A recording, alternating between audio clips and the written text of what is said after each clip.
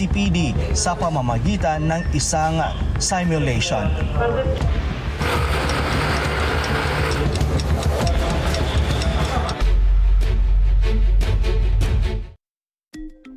Disaster Watch. Alamin ang mga dapat ilagay sa go bag bilang paghahanda sa anumang sakuna. Maglagay ng tubig na maiinom at mga pagkaing hindi madaling masira.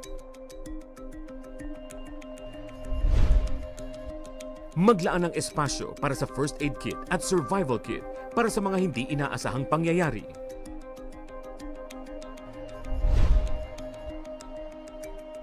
Huwag kalimutan ang toiletries para mapanatili ang kalinisan sa katawan. Samahan din ang mga damit at beddings na magtatagal ng ilang araw. At para ligtas at may alam, magdala ng personal protective equipment at mga teknikal na gamit. Sa panahon ng kalamidad, dapat laging listo.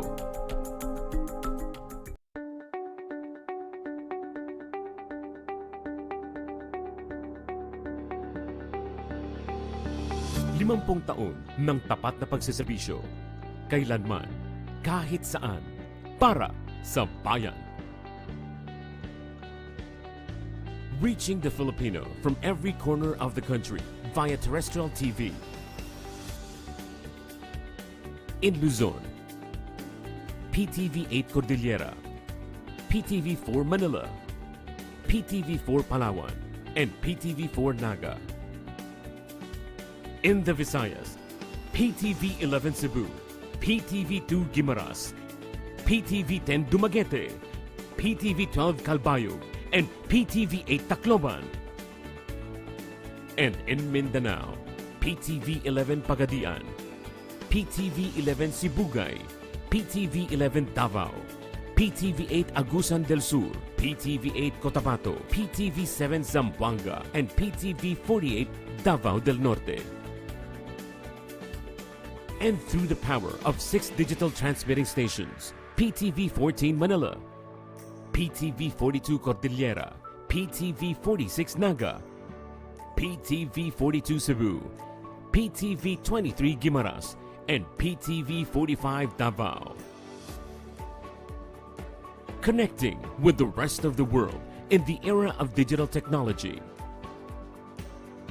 Through the power of television and our extensive online network, we continue crossing borders to serve the timeless news and information, bridging public service through innovative programs, fostering pride in the Filipino, and inspiring the people to be active partners in nation building.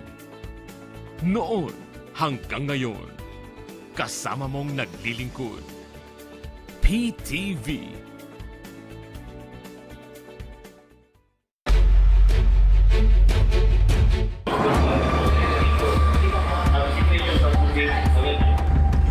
Mayroong mga insidente na agarang nare-respondehan sa pagtawag sa QC Helpline 122, kabaliktaran naman ang nangyari sa isang lalaki na biktima ng pamamaril noong 3 ng Oktubre.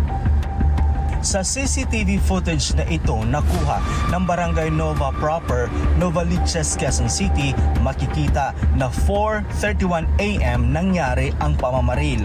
Pero 5:21 AM na nang dumating ang mobile patrol para dalhin sa ospital ang biktima. Sa kasamaang palad, idiniklara itong dead on arrival sa ospital. Kung titingnan, halos umabot ng 1 oras bago dumating ang mga rumesponde. Matagal na pagdala sa akin sa ospital. Baka na-survive pa. Ang pangyayaring ito ay ikinadismaya ng mga kaanak ng biktima. Kaya naman, sigaw nila ang hustisya, lalo na't inulila nito ang isang anak. Gusto ko po sana mabigyan hustisya ang pagkamatay ng anak ko. Naisugod lang po sana siya agad sa ospital. Buhay pa po sana. Tiniyak naman ng pamunuan ng 122 na meron naman silang sapat na mga tao para sumagot sa lahat ng tawag sa nasabing hotline. Batay sa datos ng Quezon City Citizen Services Department, nasa mahigit 1,000 tawag ang natatanggap ng 122 kada araw. 24 hours kami, 3 shiftings. We have 22 active lines. Ibig sabihin, at any given time, 22 simultaneous calls we can handle or others on queuing na. Sapat naman sa ngayon. Hindi rin daw mahirap tumawag dahil napakaiksi lang ng voice prompt nito at hindi rin komplikado ang pag-dial ng 122. Kaya naman mabilis na makakaresponde ang mga ahensya na tutugon sa tawag tulad ng Police at Bureau of Fire Protection. Well, pag tumawag ka sa 122, libre yan, ano? Kahit cellphone or landline. Pag nakakonekta ka sa 122, maririnig mo lang pinaiksi lang namin yung service menu namin para mabilis. Welcome to Q Citizen Helpline 122. Press 1 for emergency. Press 2 for other concern. Then pag press mo, kung 1 ang pinili mo, automatic papatakin sa mga emergency call takers natin. And then they take the necessary information and do the appropriate action and processes. Ayon sa QCPD, mayroon silang 3 minutes response sa tawag mula sa 122. Sinubukan ng on-assignment team ang nasabing response period ng QCPD sa pamamagitan ng isang simulation. Ang senaryo, isang robbery incident sa Jamboree Street. Mula dito sa command center ng 122, ibabato nila ang mga tawag sa akmang ahensya na re-responde. Follow now station. Follow now surround Mike Base. Mike Alpha.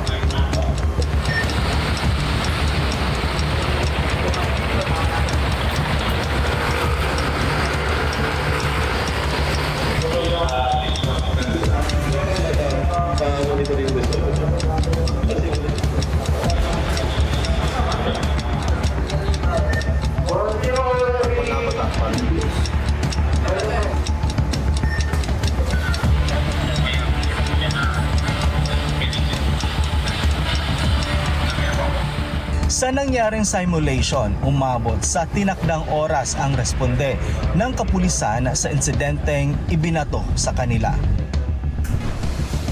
Walang makakapagsabi kung kailan darating ang mga sakuna o kahit anong emergency.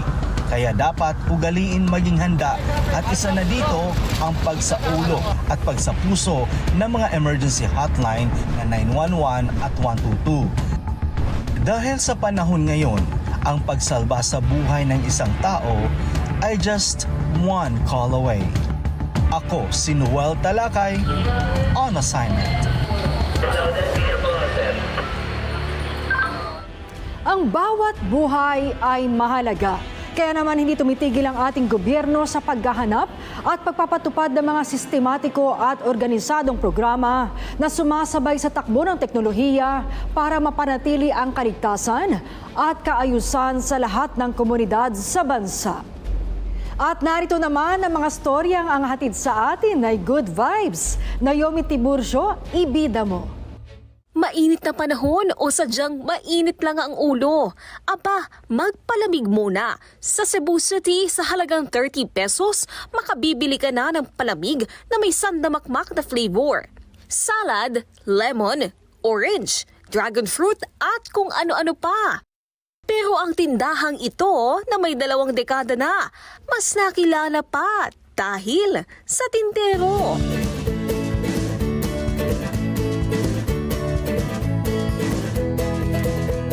Meet Elmar Lumanog, ang 21-year-old cutie palamig vendor ng Cebu City. Kwento niya, 2021 nang magsimula ang kanyang rise to fame sa TikTok.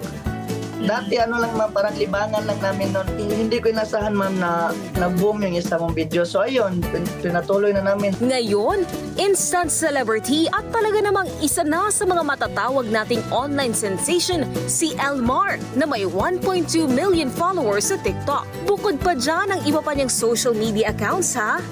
At mas lalong nakilala ang kanyang palamig business dahil sa mga fans ni Elmar na sinasadya pa siya sa kanilang tindahan para magpa-picture. Yung iba galing sa Maynila ma'am, yung iba galing sa Davao. Napakarami ma'am. Nakaka-motivate po talaga ma'am kasi hindi ko inasahan at hindi ako nag-expect ma'am na kahit ganito lang tayo or kahit nagtitinda lang tayo, may mga tao pala ng buting puso at may mga tao pala na proud sa atin. Sa kabila nito, hindi naging ligtas si Elmar sa mga bashers online na nagpapakalat ng fake news tungkol sa kanya. Nagkukunwari lang daw ako nagtitinda tapos hindi daw yun sa amin. Totoo po yan ma'am at ako po yung nagtitinda doon ma'am. Katunayan, hindi raw alam ng marami ang kanyang mahirap na pinagdaanan sa buhay. Dahil maagang naging single mom ang kanyang ina, napilitan siyang tumulong sa pagtatrabaho sa edad na 10 taon. Mga 2 months pa lang po ako ma'am, nawala na po yung papa ko. Ang hirap ma'am. Mas nahirapan lalo yung mama ko ma'am. Nagtitinda po ako ng candy doon sa paral namin. Matapos nito, tumulong na siya sa kanyang ina sa pagbebenta ng palamig. Dahil sa kanyang dedikasyon sa pagnenegosyo at sa social media, napag-aral niya ang kanyang sarili. Kasalukuyan siyang third-year criminology student na umaasang balang araw ay maging isang ganap na pulis. At sa oras na matapos ang kurso, siya ang magiging kauna-unahang college graduate sa kanilang pamilya. Ako lang inasahan ng pamilya ko na makapagtapos ng pag-aaral at makatulong sa kanila. Sana someday maging pulis ako at matulungan ko ang aking pamilya para hindi na din sila maghihirap. Ang sunod sa kanyang bucket list, ang makakuha ng sariling pwesto para sa kanilang palamig business. Huwag kayong susuko hanggat hindi nyo makukuha yung mga pangarap at goal sa buhay. Hindi tayo pababayaan natin, Panginoon, di ba? Laban lang. Ako po si Naomi Tiburcio, on assignment. Bilang miyembro ng ating lipunan, mahalagang magkaroon tayo ng kaalaman pagdating sa mga balita at usapin ng bayan. Muli, ako po si Maan Macapagal, on assignment.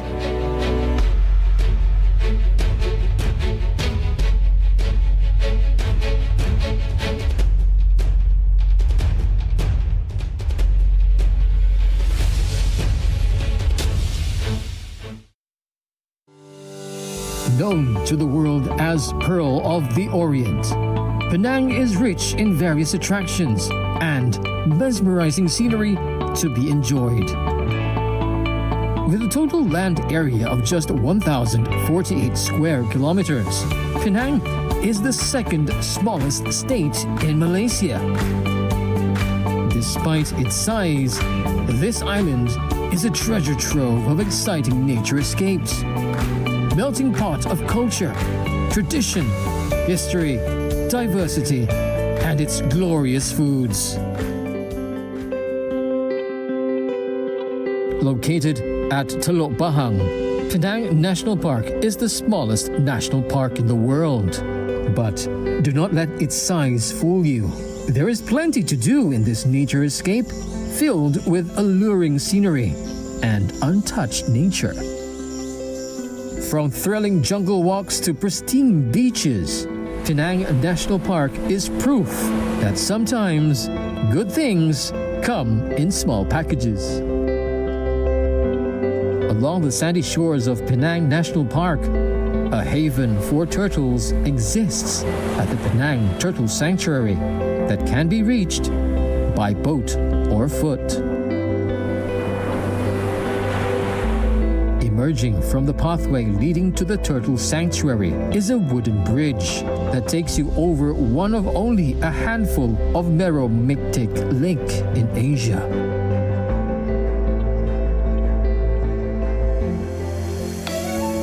Entopia, a living garden vivarium with 15,000 odd free-flying butterflies. On Penang Hill, you can escape the heat of tropical Georgetown. is the longest in Asia. It has amazing views out over the city and surrounding region, while the lush greenery at the summit exudes an irresistible charm that keeps visitors coming back.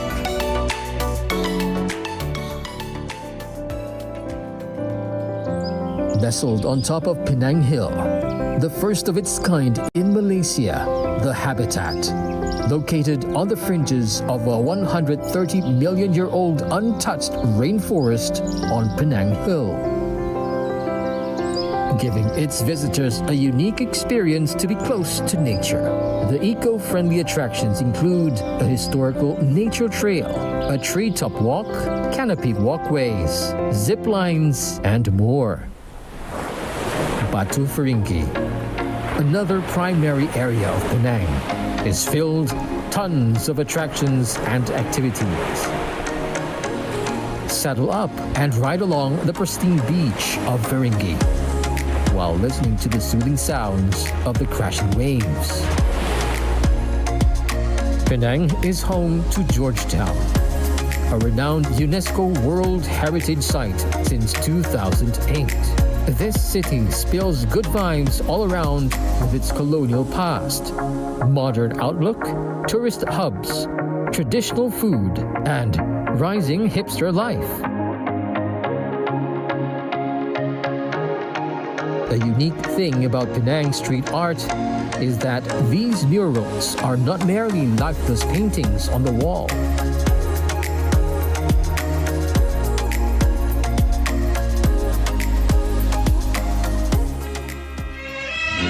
Do visit the Penang Peranakan Mansion to discover more about Baba Nyonya. They openly adopted local beliefs and practices, resulting in a unique culture that is solely their own. Discover what makes Penang a harmony island. Visit the oldest, largest, and the most popular places of worship on the island. Each of these places has a history and a story to tell. As Malaysia's top gastronomic destination, Penang boasts an impressive range of cuisines derived from a fusion of cultures. Seeking delicious food to satisfy your cravings is like engaging in a tango of cuisine selections and the thrill of tasting. Spoil yourself silly at the abundance of choices and dig into dishes bursting with flavor. Georgetown is also the thriving grounds to a variety of traditional artisans working to prolong the lifespan of their trades.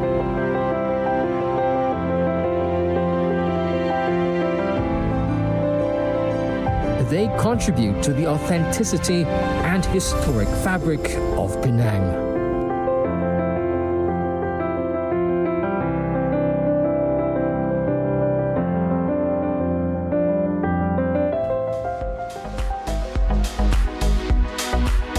Penang offers a fantastic choice of accommodation to suit different needs and budgets, from luxury hotels to budget hostels, beachfront resorts, and more.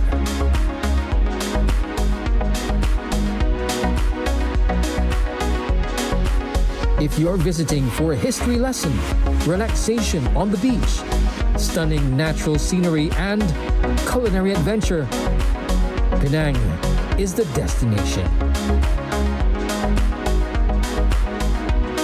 Selamat datang ke Pulau Pinang. Welcome to Penang.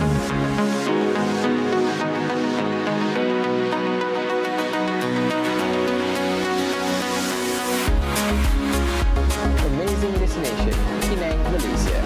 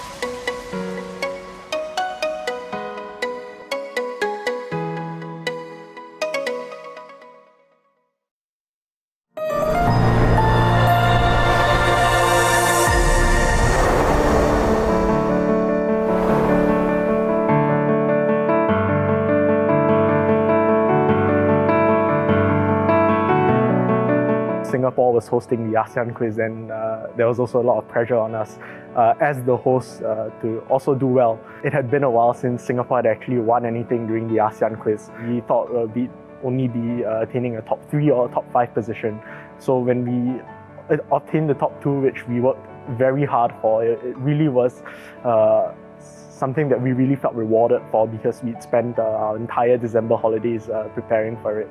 ASEAN was not something we studied in school. It was not part of our history syllabus. So personally, I went into the ASEAN quiz treating it as an eye-opening experience, hoping to expose myself to as much as ASEAN as possible.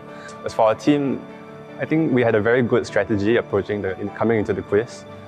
We each had our own designated roles, and that allowed us to execute everything to perfection. We took a really systematic and detailed approach to how we approach the quiz questions. We were able to share our ideas candidly and honestly with each other. After participating in the ASEAN quiz, I have really discovered that the diplomatic relations between these member states goes far and beyond just that of the socio-cultural. It's not just a mere cultural exchange. To be honest, I was not very aware of the inner workings of ASEAN and the events that were going on in the region before I participated in the quiz. But after I participated in the quiz, it kind of opened my eyes how much work goes into trying to organize a group of countries in the same region into one collective where everyone is able to work together in order to achieve the same goals. ASEAN quiz itself was very eye-opening in terms of how other countries view ASEAN relative to Singapore. Opportunities to engage with one another distantly make it even easier for us to learn more about different cultures and exchange ideas and information, which in turn will benefit both Singaporeans and people from ASEAN. I do believe that participating in the ASEAN quiz has really allowed me to gain a deeper understanding as to how and why ASEAN is so important to Singapore. Very importantly, it has allowed me to understand more deeply and comprehensively that it is very important for Singapore to maintain and establish amicable relations with our neighbours in order to ensure our political and economic stability, as well as to, of course, ensure our defensive security as well. I think it is important that ASEAN is able to collaborate with these international powers in order to help them to grow and to thrive in an ever-changing world. The fact that I met so many youths just like me who are vibrant, dynamic, with bold ideas.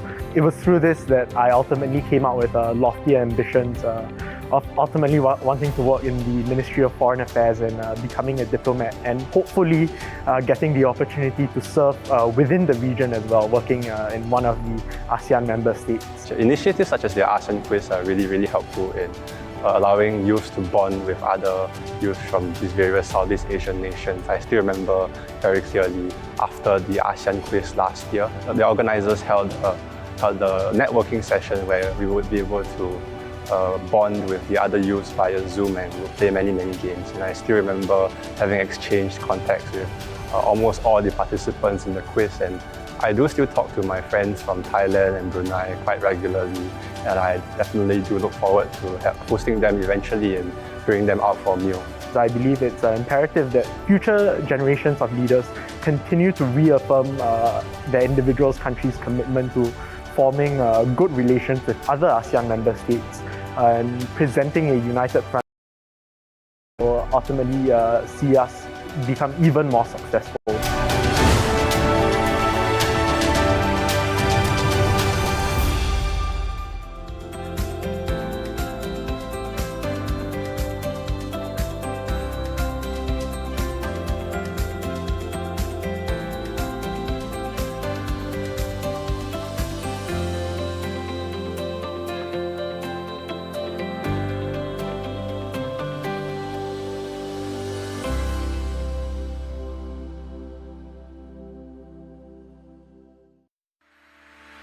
Disaster Watch.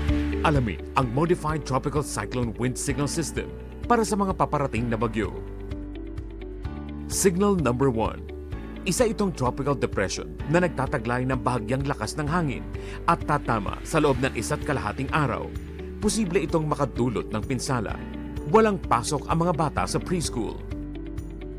Signal number 2. Ito ay tinatawag na tropical storm na may dalang katamtamang lakas ng hangin at posibleng tumama sa loob ng 24 oras. Pinapayuhan ng lahat na isecure ang kanilang mga bahay at kagamitan at huwag na munang maglakbay. Wala ring pasok ang mga mag-aaral mula sa preschool hanggang high school. Signal number 3. Ito ay severe tropical storm na posibleng tumama sa loob ng 18 oras. Pinapayuhan ang mga residente na lumikas sa mabababang lugar, baybayin at tabing ilog at maghanda sa pagkawala ng kuryente at komunikasyon. Walang pasok sa lahat ng antas ng edukasyon. Signal number 4. Ito ay isang ganap na typhoon na maaaring tumama sa loob ng 12 oras at nagtataglay ng napakalakas na hangin. Dapat manatili muna sa bahay at lumikas mula sa mga mapanganib na lugar. Signal number 5. Ito ay isang super typhoon na nagtataglay ng napakalakas na hangin at posibleng magdulot ng malawakang pinsala. Manatili sa loob ng matibay na gusali at mag-monitor sa mga weather update para sa inyong kaligtasan. Sa panahon ng bagyo, dapat laging listo. Hindi lang din ito isang trabaho, kung hindi isang advokasya. Ibibigay mo yung tapat at tunay, makatotohanan na impormasyon at balita. Makapangyarihan yung tanong mo dahil makakapagpabago talaga ito ng buhay ng isang tao. You have a big purpose that will make a big change. Ang buong akala ko ang pagiging journalist ay isang simpleng pagkuha lamang ng data, paggagawa ng voice-over at simpleng pagbibigay lamang ng report. Dito, parang tayo ay nagiging tulay na rin, tayong nagiging instrumento para makaabot sa kanila yung tulong na nararapat para sa kanila.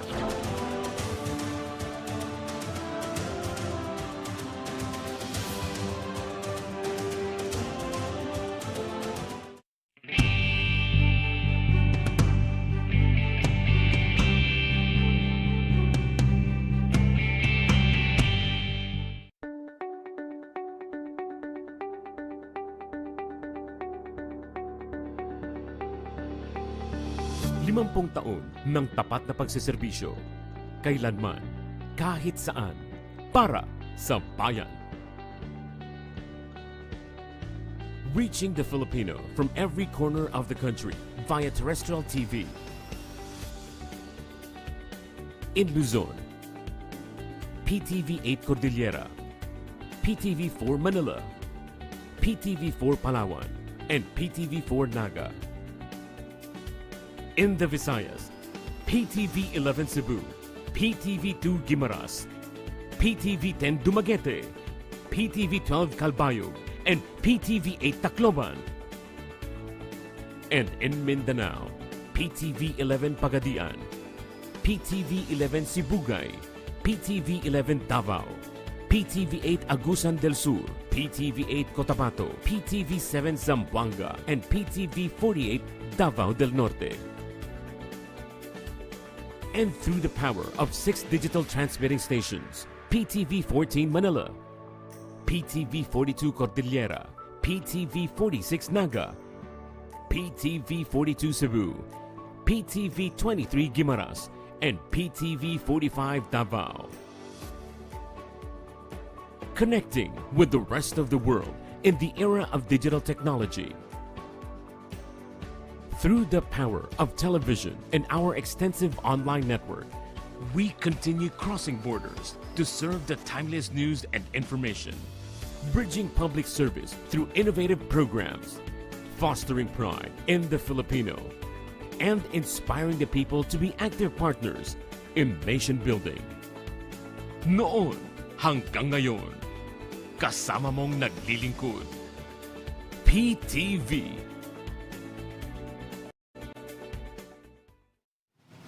Join us for your nightly news fix. And always staying informed with our comprehensive coverage of news, business, politics, current events, and more. from our network of journalists across the Philippines and the rest of the world. Anchored by William Theo, Charms Espina, and Monique Tuzon. PTV News Tonight, Mondays to Fridays, 9:30 to 10:30 p.m. Only here on PTV.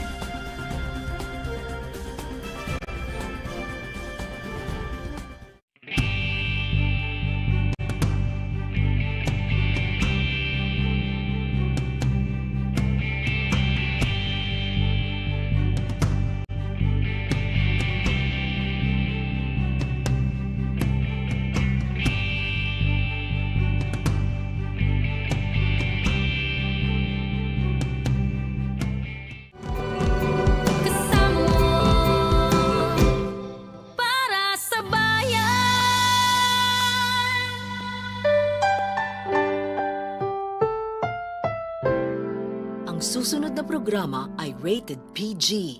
Ito ay nangangailangan ng patnubay at gabay ng magulang para sa mga batang manonood.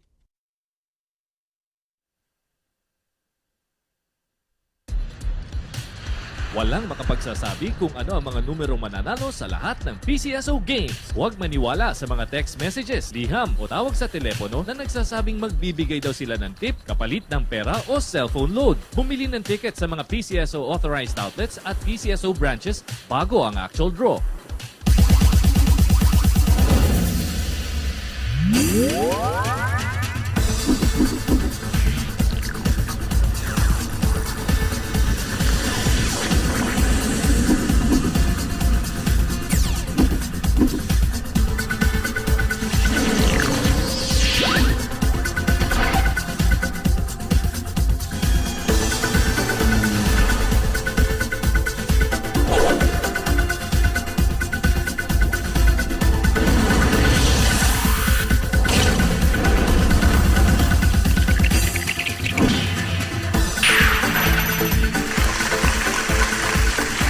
Lotto fans, alas 9 na po. Sana handa na kayong humakot ng naglalakihang Lotto pa premyo.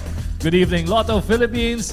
Welcome po sa 9 p.m. edition ng PCSO Lottery Draw. It's Monday, October 9, 2023. Dahil first day of the week, sasalubungin po natin ito ng nag-uumakaw na saya at papremyo mula sa mga favorite Lotto games. At syempre, para sa pagkakataong manalo ng libo-libo at multi-million cash prizes, sana ho lagi kayong may tickets para sa mga games natin sa 2, 5, and 9 p.m. draws.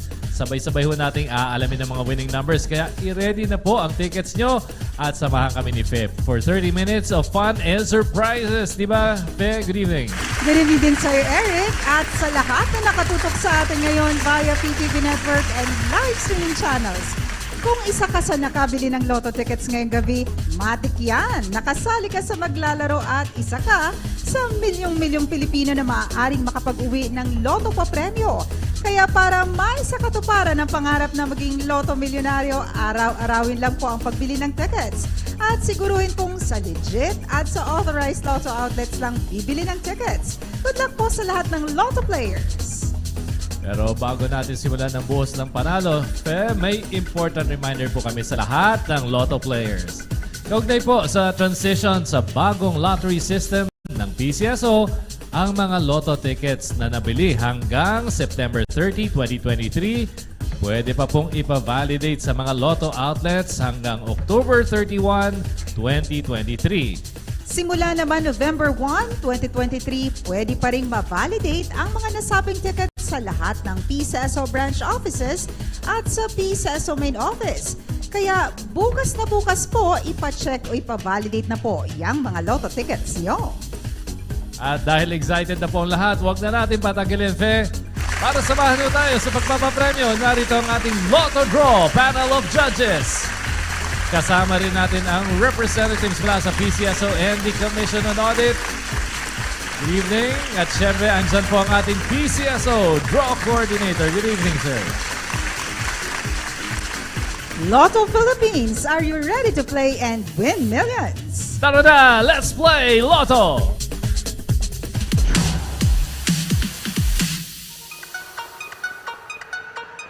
sa isinagawang pre-draw procedures na tunghayan ng Lotto Draw Panel of Judges and Draw Representatives from the PCSO and the Commission on Audit ang mga paghahanda bago ang live Lotto draws.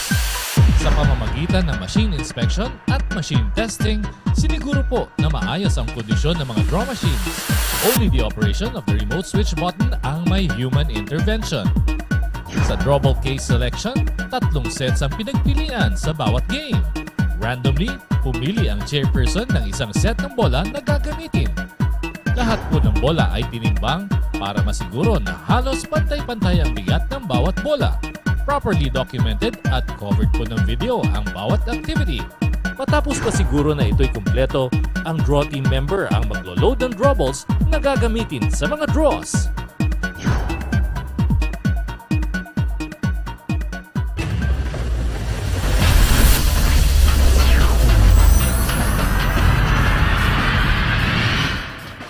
Pilipinas, first on the list ang Grand Million Jackpot. Wala ho tayong jackpot winner last Saturday. Tonight's Grand Lotto Jackpot prize is 29,700,000 pesos net of the agent's prize commission. Mr. Draw Coordinator, sir, please press that button and let's play Grand Lotto 655. Thank you, sir.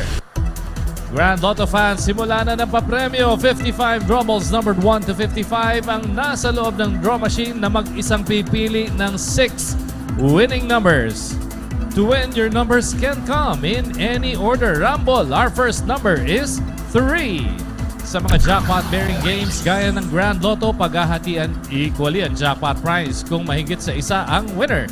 Second number is 30. Sa Grand Lotto, panalo kayo ng 60 pesos pag nag-match ang 3 numbers ninyo sa winning combination. The third number is 5. Sakali naman, 4 winning numbers ang inyong makuha, 1,500 pesos ang maiuwing papremyo. Fourth number, 6.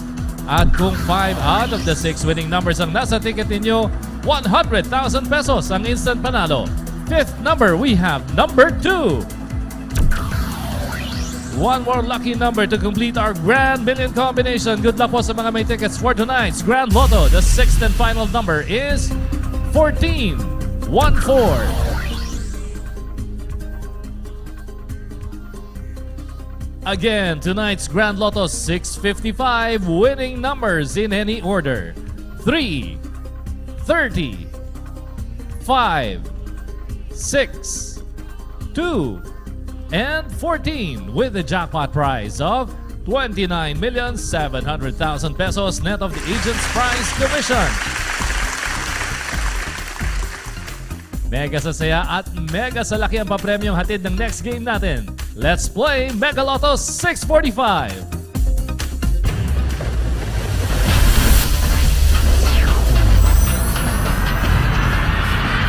Mega Philippines, wala din tayong jackpot winner nung Biyernes. Kaya ang lumalaking Mega Lotto jackpot prize ngayong gabi umabot na sa 81,039,037 pesos and 20 centavos net of the agent's prize commission. Once again, sir, please press that button and let's play Mega Lotto 645. Thank you, sir. Sa mga late tuners, nasa Mega Lotto draw na po tayo. This time, 45 drawables numbered 1 to 45 ang laman ng ating draw machine. Ganun pa rin, 6 na numbers ang ating hinihintay for the Mega Lotto official winning combination na may napakalaking jackpot prize tonight, 81 million plus. First number, we have 34. Ingatan ng mga Lotto tickets, bawal mabasa o mainitan yan. Tandaan, kailangan mabasa ng validating machine ang details ng winning ticket pag-claim niyang premyo. Second number is 41. Sa Mega Lotto, panalo kayo ng 30 pesos pag nag-match ang 3 numbers nyo sa ating winning numbers. And the third number is 11.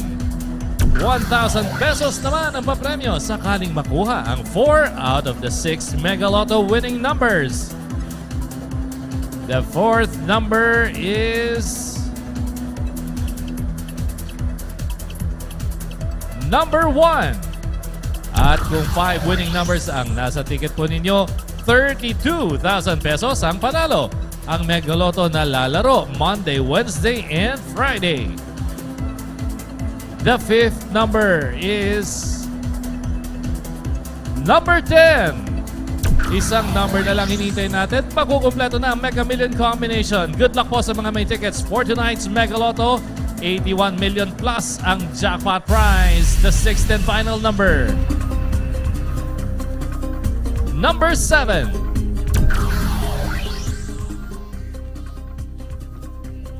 Muli po ang ating Mega Lotto 645 winning numbers ngayong gabi in any order. 34, 41, 11, 1, 10, and 7 with a jackpot prize of 81,039,037 pesos and 20 centavos net of the agent's prize commission. Unlimited ang sayang hatid ng mga digit games. Mamaya po yan sa aming pagbabalik. Maraming nagtatanong tungkol sa loto. Maliban sa 20 pesos, swerte ang puhunan para maging instant milyonaryo. Oportunidad at pagkakataon ay di mabilang para makamit ang swerte. Tunay na pinagkakatiwalaan sa anumang sulok ng mundo. Ano pang hinihintay ninyo? Sugod na sa mga Lotto outlets at bumili ng mga tickets ninyo. Para sa bayan, PCSO laging nandyan. Araw-araw, let's play Lotto!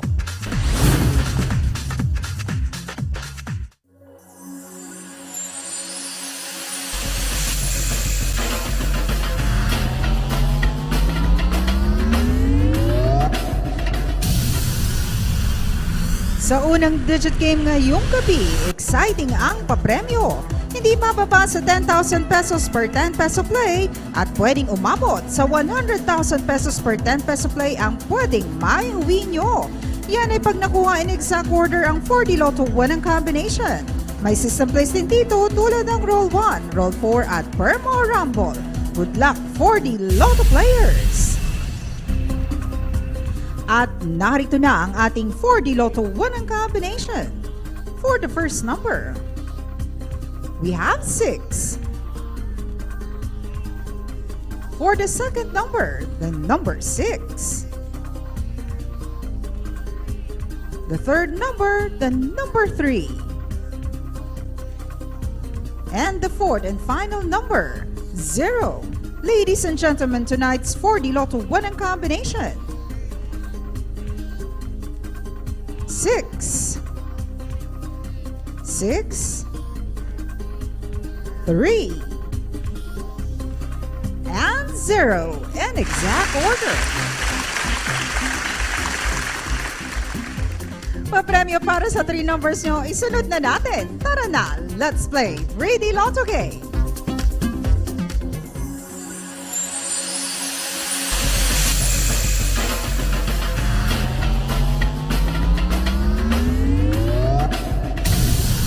Dito sa 3D Lotto, 3 numbers nyo pwedeng manalo ng 4,500 pesos per 10 peso play.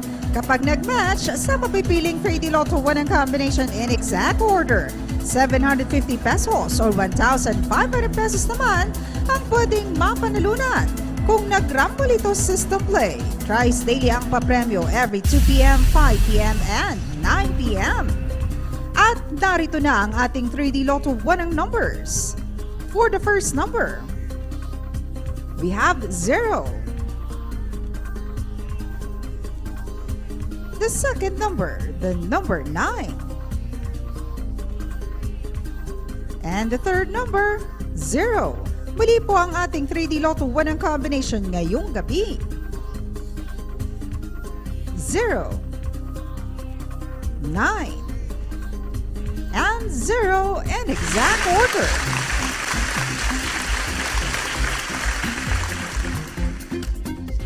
Sa susunod na papremyo, 2 numbers naman ang bibida. So come on, let's play 2D Lotto game.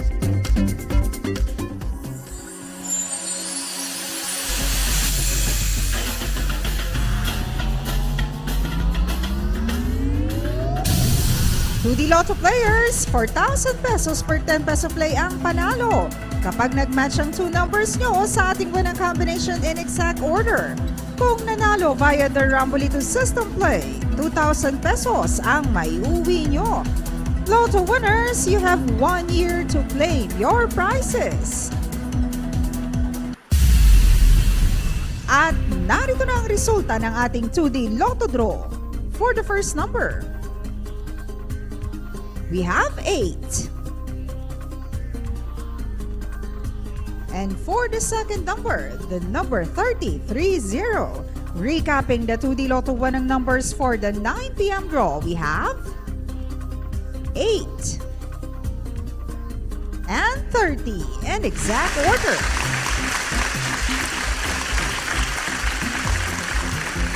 Congratulations to all the winners! SEO players, para naman sa inyo ang next segment natin. Stay tuned lamang po, magbabalik ang PCSO Lottery Draw. Hi guys! Sa mga first-time players at aspiring Lotto millionaires, para sa inyo ang infomercial na ito. Araw-araw ang tsansang manalo dahil araw-araw din ang swerteng hatid ng mga games ng PCSO. From Monday to Sunday, 2D Lotto at 3D Lotto 3 times a day nakakasalo. That's every 2 p.m., 5 p.m., and 9 p.m. draws. Tuwing alas 9 ng gabi, back-to-back ang mga pampag-good vibes na dala ng samot-saring digit at jackpot-bearing games. Every Mondays and Wednesdays, mega saya ang dala ng 2D Lotto, 3D Lotto, 4D Lotto, Mega Lotto 645, and the Grand Lotto 655. Nag-uumapaw ang multi-million excitement every Tuesday. Hatid ng 2D Lotto, 3D Lotto, 6D Lotto, Lotto 642, Super Lotto 649, at Ultra Lotto 658. Ready ang Super Jackpot every Thursday. Hatid ng 2D Lotto, 3D Lotto, 6D Lotto, Lotto 642, and Super Lotto 649. Sigurado mag-enjoy kayo every Friday sa weekend treat ng 2D Lotto, 3D Lotto, 4D Lotto, Mega Lotto 645, and Ultra Lotto 658. Talbog ang Sabado Night Gimmick dahil big time ang panalong dala ng 2D Lotto, 3D Lotto, 6D Lotto, Lotto 642, and the Grand Lotto 655. At pagdating ng Sunday, game na game pa rin ang Lotto Barkada sa papremyong hatid ng 2D Lotto, 3D Lotto, Super Lotto 649, at Ultra Lotto 658. Huwag palampasin ang pagkakataong maging Lotto Milyonaryo. Laging siguraduhin may Lotto ticket kayo at araw-araw, let's play Lotto!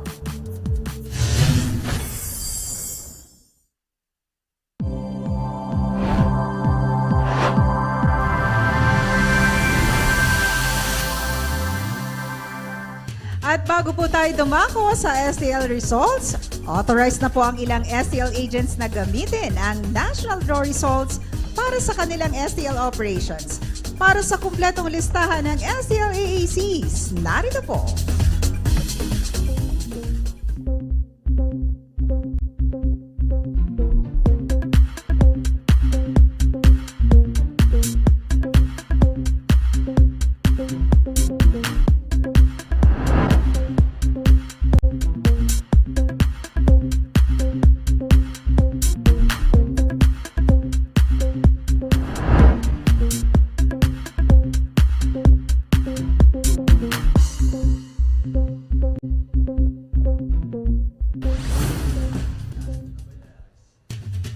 Good evening, STL players!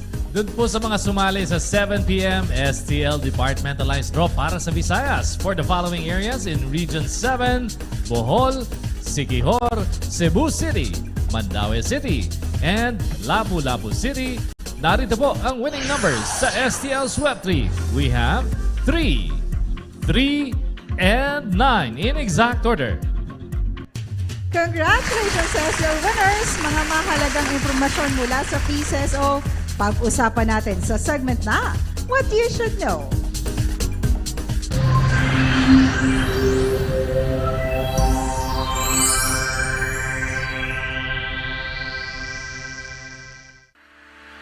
Disaster Watch.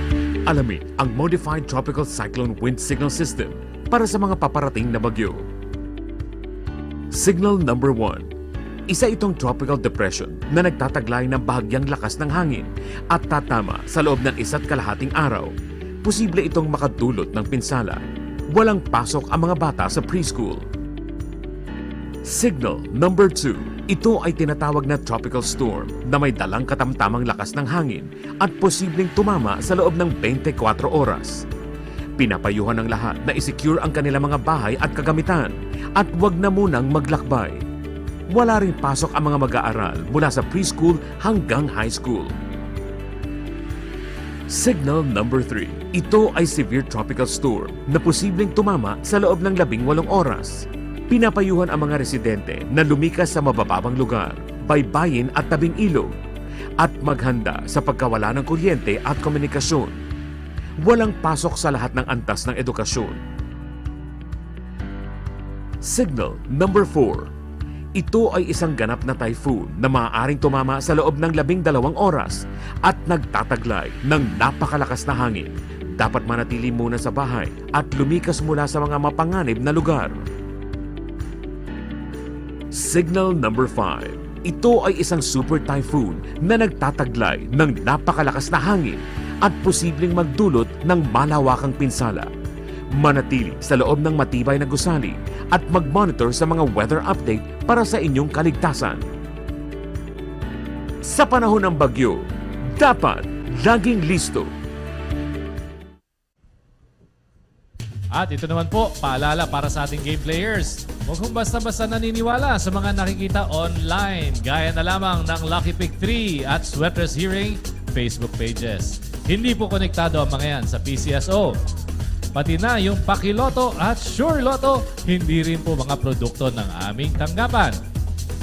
Para makasiguro na legit ang games na sinasalihan po ninyo, bumili lang ng ticket sa mga authorized Lotto outlets and authorized STL representatives. And speaking of legit, mag-like and follow na po sa aming bagong official Facebook page, ang PCSO Games Online Hub. Makikita po dyan ang Lotto Draw results, jackpot estimates, announcements of winners, at programs and activities ng PCSO. At sa usapang pangkalusugan naman, patuloy pa rin po sa paghahatid ang PCSO ng free medical and dental outpatient services. Pumunta lamang po sa PCSO main office sa Conservatory Building sa Shaw Boulevard, Mandaluyong City mula alas 8 ng umaga hanggang alas 5 ng hapon, Lunes hanggang Biyernes. Huwag pong kalimutan dalhin ang photocopy ng inyong valid ID pati na ng inyong vaccination cards dahil yung fully vaccinated individuals lamang ang makakatanggap ng nasabing serbisyo. At ready to serve you pa rin po ang ating multi-specialty clinic. Para sa schedule ng ating mga espesyalista, narito po. Libreng konsulta ba ang hanap ninyo? Meron tayo niyan dito sa PCSO. Inihahandog ng PCSO Multi-Specialty Clinic ang free medical services para sa inyo. Tuwing Lunes, ready to serve you ang aming mga cardiologist and neuropsychiatrist mula alas 9 na umaga hanggang alas 12 ng tanghali. Available naman ang ating mga ENT doctor and pulmonologist every Tuesday from 1 p.m. to 4 p.m. At pagsapit ng Miyerkules, pwede kayong kumonsulta sa aming mga gastroenterologist and endocrinologist. Sa mga may problema sa buto, handang maglingkod sa inyo ang aming orthopedic surgeon every Thursday from 1 p.m. to 4 p.m. At kung may problema sa inyong paningin, worry no more dahil ang ating ever-reliable ophthalmologist na ang bahala sa inyo. Tuwing araw yan ng Biyernes mula 2 p.m. hanggang 5 p.m. All these services are free, kaya bumisita na sa PCSO Multi-Specialty Clinic. Pero reminder lamang po, fully vaccinated individuals lamang ang makakapag-avail ng mga nasabing serbisyo. Kaya dalhin po ang inyong mga vaccination cards, pati na din ang inyong mga valid ID with photo. For your inquiries and appointments, tumawag lamang sa aming Medical Services Department sa telephone number 8846-8757.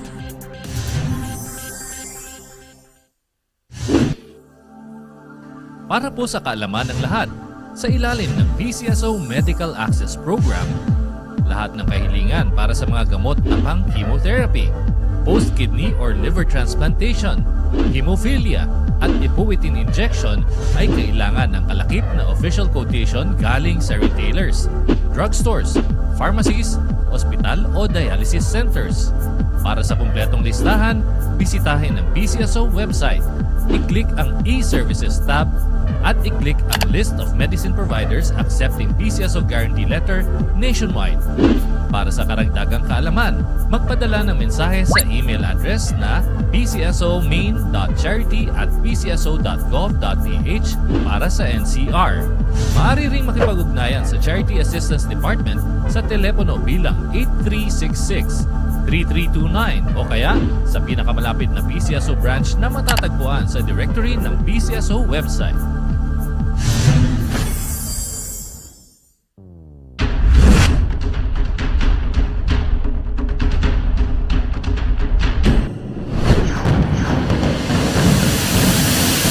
The result of the 2 p.m. draw. For the 3D Lotto, the winning numbers are 7, 4, and 8 in exact order.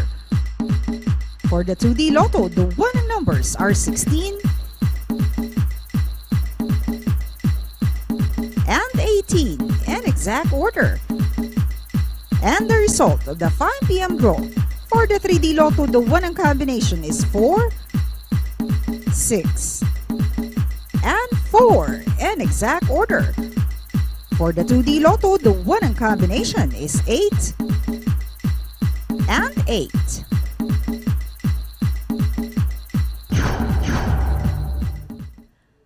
For our late tuners, ulitin na po namin ni Eric ang resulta ng katatapos lang ng mga Lotto draws. Umpisan po natin sa 2D Lotto winning numbers. We have 8 and 30 in exact order. For 3D Lotto, we have 0, 9, and 0 in exact order. And for 4D Lotto, we have 6, 3, and 0 in exact order.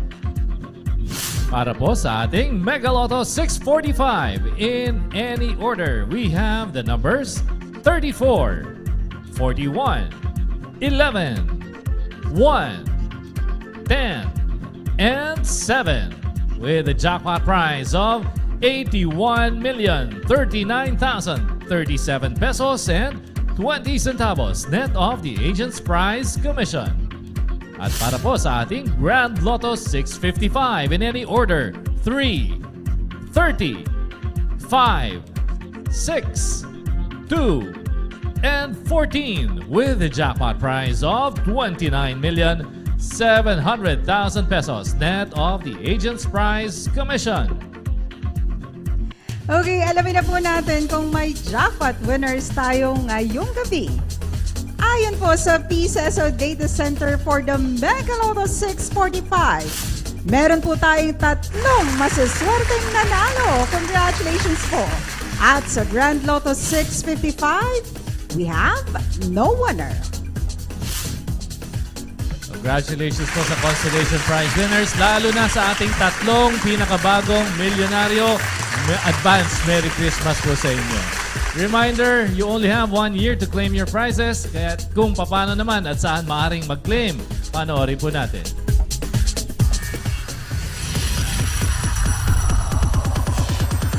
Napakasaya ng manalo, napakadali pang mag-claim ng premyo sa mga Lotto games ng PCSO.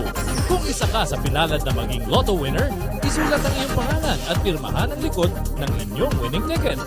Kung 20 pesos hanggang 10,000 pesos ang napanalunan, maaaring i-claim ang inyong premyo sa kahit saang authorized Lotto outlet near you. And for winners of more than 10,000 pesos up to 300,000 pesos, you can claim your prizes at the nearest PCSO branch in your area and present 2 valid IDs. Kung ikaw naman ang super swerteng jackpot winner, dalhin lamang ang inyong winning ticket at 2 valid IDs sa PCSO Main Office, Shaw Boulevard, Mandaluyong City. Tandaan lamang, may 1 taon kayo mula sa petsa ng inyong pagkapanalo para makapag-claim ng inyong premyo. To all the winners, congratulations po!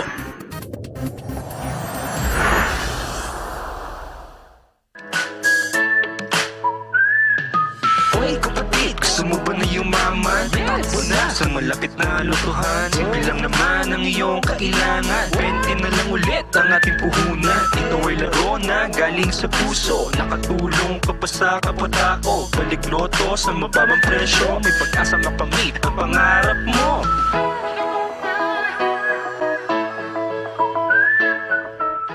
Lotto players, araw-araw may pagkakataong manalo dito sa PCSO Lottery Draw. Kaya bukas, maaga pa lang bili na ng tickets for the 2, 5, and 9 p.m. draws. Triple treat po ang games natin bukas. Bukod sa 2D Lotto at 3D Lotto, at sasamahan niya ng 6D Lotto. At ang ating triple treat, ito na, Lotto 642 with an estimated jackpot of 32 million pesos. Ito ho mas maganda, Super Lotto 649, 123 million pesos. At sa Ultra Lotto, 49.5 million pesos. Don't forget to buy your tickets for your chance to become the next Lotto millionaire bago magpasko. And that's all for tonight. Para po sa PCSO, Peso Librado III. Ako po si Eric Imson. Stay safe and healthy para sa bagong Pilipinas. Maraming salamat po.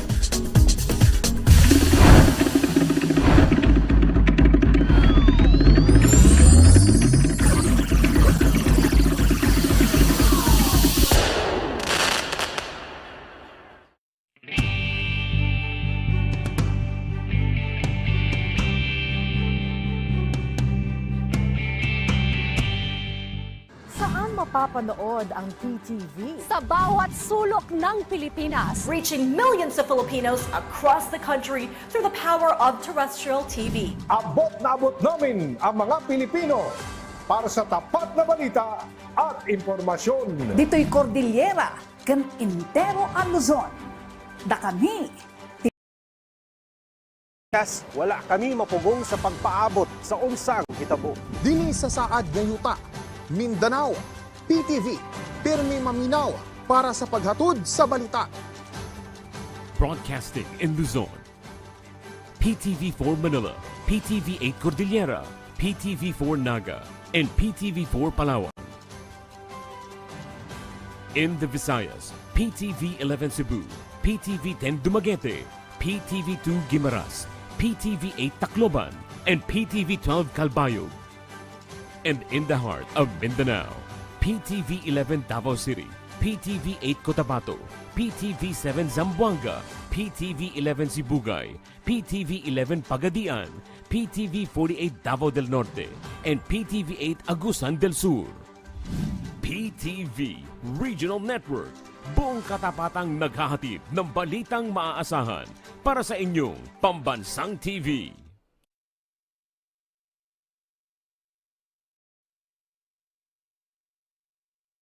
G na G ka na ba sa pagboto ngayong barangay at sangguniang kabataan elections? Tandaan na ang voting hours ay mula alas 7 ng umaga hanggang alas 3 ng hapon. Habang alas 7 ng umaga hanggang 1:00 ng hapon naman sa mga emergency accessible polling place para sa mga PWD, senior citizens at buntis. Manual o mano-mano ang magiging botohan. Pwera na lang sa 3 pilot testing barangay na gagamit ng VCM or vote counting machine. Paalala lang sa araw ng halalan, alamin ang inyong precinct number at voting center. Gumawa ng listahan ng mga kandidatong iboboto. Gamitin ang ballot secrecy folder sa pagboto. Huwag kuhanan ng litrato, ang balota o gumawa ng kopya nito. At iwasang dumihan, burahin, punitin o lagyan ng anumang kakaibang marka ang balota. Tandaan mga kabarangay ha, isang SK ballot ang kailangan punan ng mga botanteng edad 15 to 17 years old. Isang SK ballot at isang barangay ballot naman para sa mga botanteng 18 to 30 years old. At isang barangay ballot para sa mga botanteng 31 years old pataas. Kabilang ka dito, kaya makilahok at bumoto. Isang paalala para sa maayos, malinis at payapang halalan mula sa PTV. Sa mabilis na takbo ng panahon, mahalaga sa amin ang maihatid sa inyo ang pinakabago at makabuluhang impormasyon.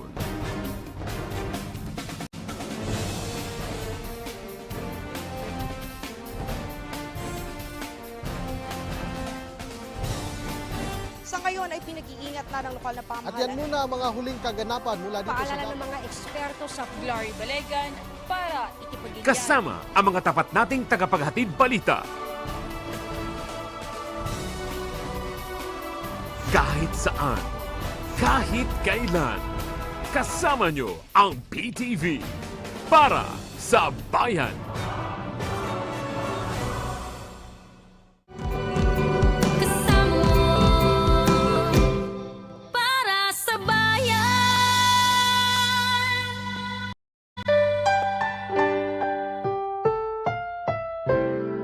Ang susunod na programa ay rated PG. Ito ay nangangailangan ng patnubay at gabay ng magulang para sa mga batang manonood.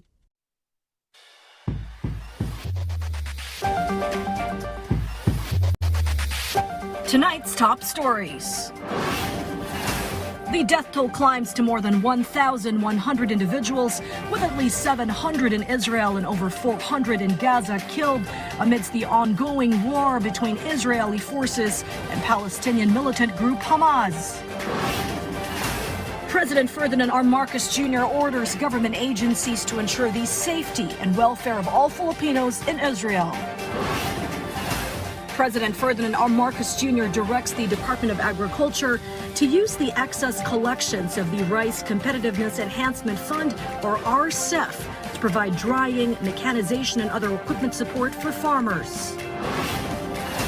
The Department of Finance forecasts the Philippine economy to grow faster in the second half of the year. Oil companies are set to roll back pump prices of petroleum products effective tomorrow, October 10. Government inaugurates the 7.64-kilometer Archila Road Bypass Project Phase 3 in Bulacan, reducing travel time from Balagtas to San Rafael to just 24 minutes. All these stories and more on PTV News Tonight.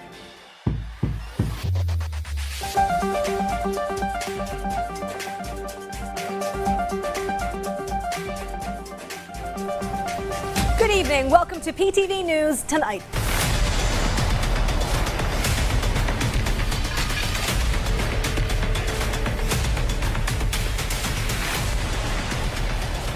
As the body count climbs to over 700 and as images of slaughter flash on TV screens all over the planet on the carnage, the abduction in Israel's utter failure and complacency to keep security arrangements in place, Netanyahu's defense minister is going scorched earth on Gaza and Hamas. A complete siege that has the idea of pounding Gaza into a pulp with airstrikes and artillery fire and all utilities to the Palestinians' most populated center cut off. In the meantime, Iran, though it has hailed and praised Hamas's efforts in its successful terroristic foray, pushed back on insinuations it was somehow involved in the attack. There is still no let-up in rockets fired by Hamas and Islamic Jihad towards Israel, with about 120 unleashed on Jerusalem and Tel Aviv around 7 p.m. Hong Kong time. In addition, Hamas has decried the United States' further intervention in its aid to Israel with its latest move, dispatching the USS Gerald Ford to the Mediterranean for greater regional security.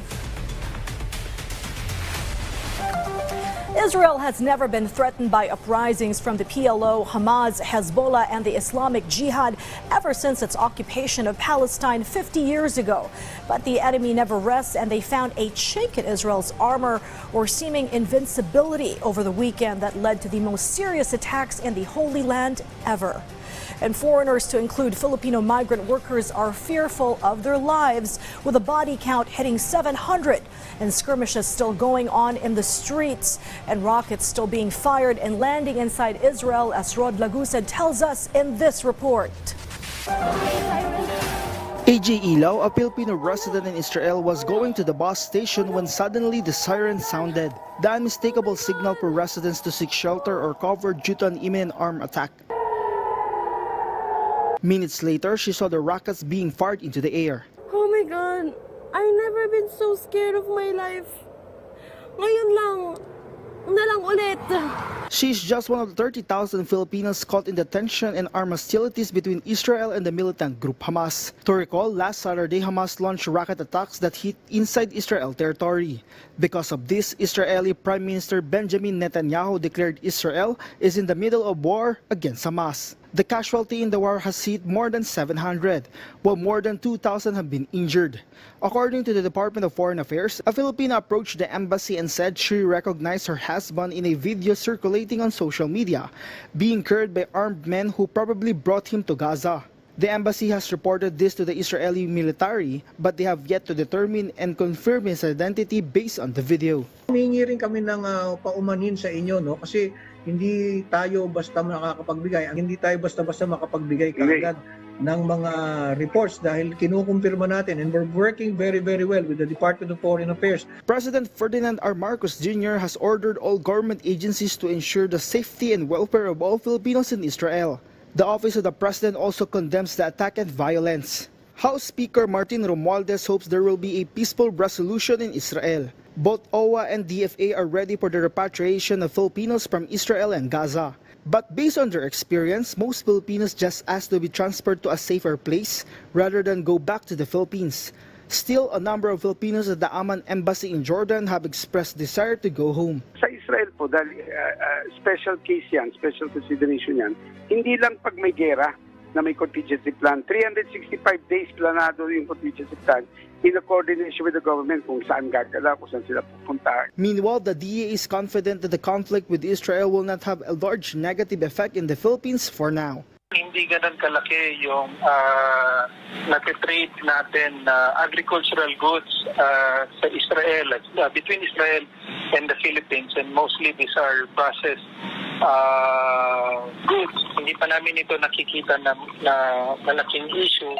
Rod Lagusad, for the Nation. In the meantime, 22 Filipinos have been rescued so far since the state of war declaration in Israel. Of that number, one Filipino is receiving treatment at a hospital for moderate injuries, while another who received treatment for smoke inhalation was released and is now resting at a hotel in Tel Aviv. The country's labor attaché and welfare office are making the rounds to rescued Filipinos have been brought to check on their status and also get vital information on the ground.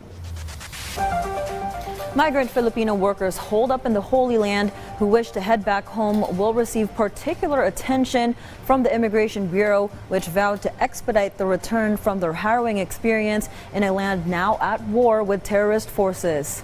So says Immigration's Commissioner Norman Tancinco, who, in a statement, said he has sought the help and been assured of snag-free and fast-track procedures by the DFA and the Migrant Workers Department.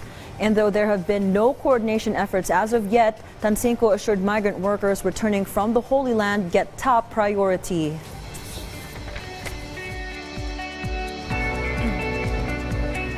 Slowly but surely, farmers are feeling the effects of government programs geared towards the improvement of their situation.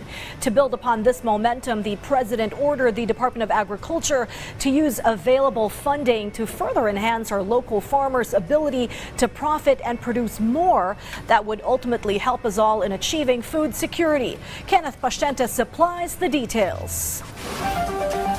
Retailers like Joseph are already noticing the low retail prices of rice, so unlike in the previous months. Naging maluwag sa namimili kasi medyo bumaba, na natuwa naman sila.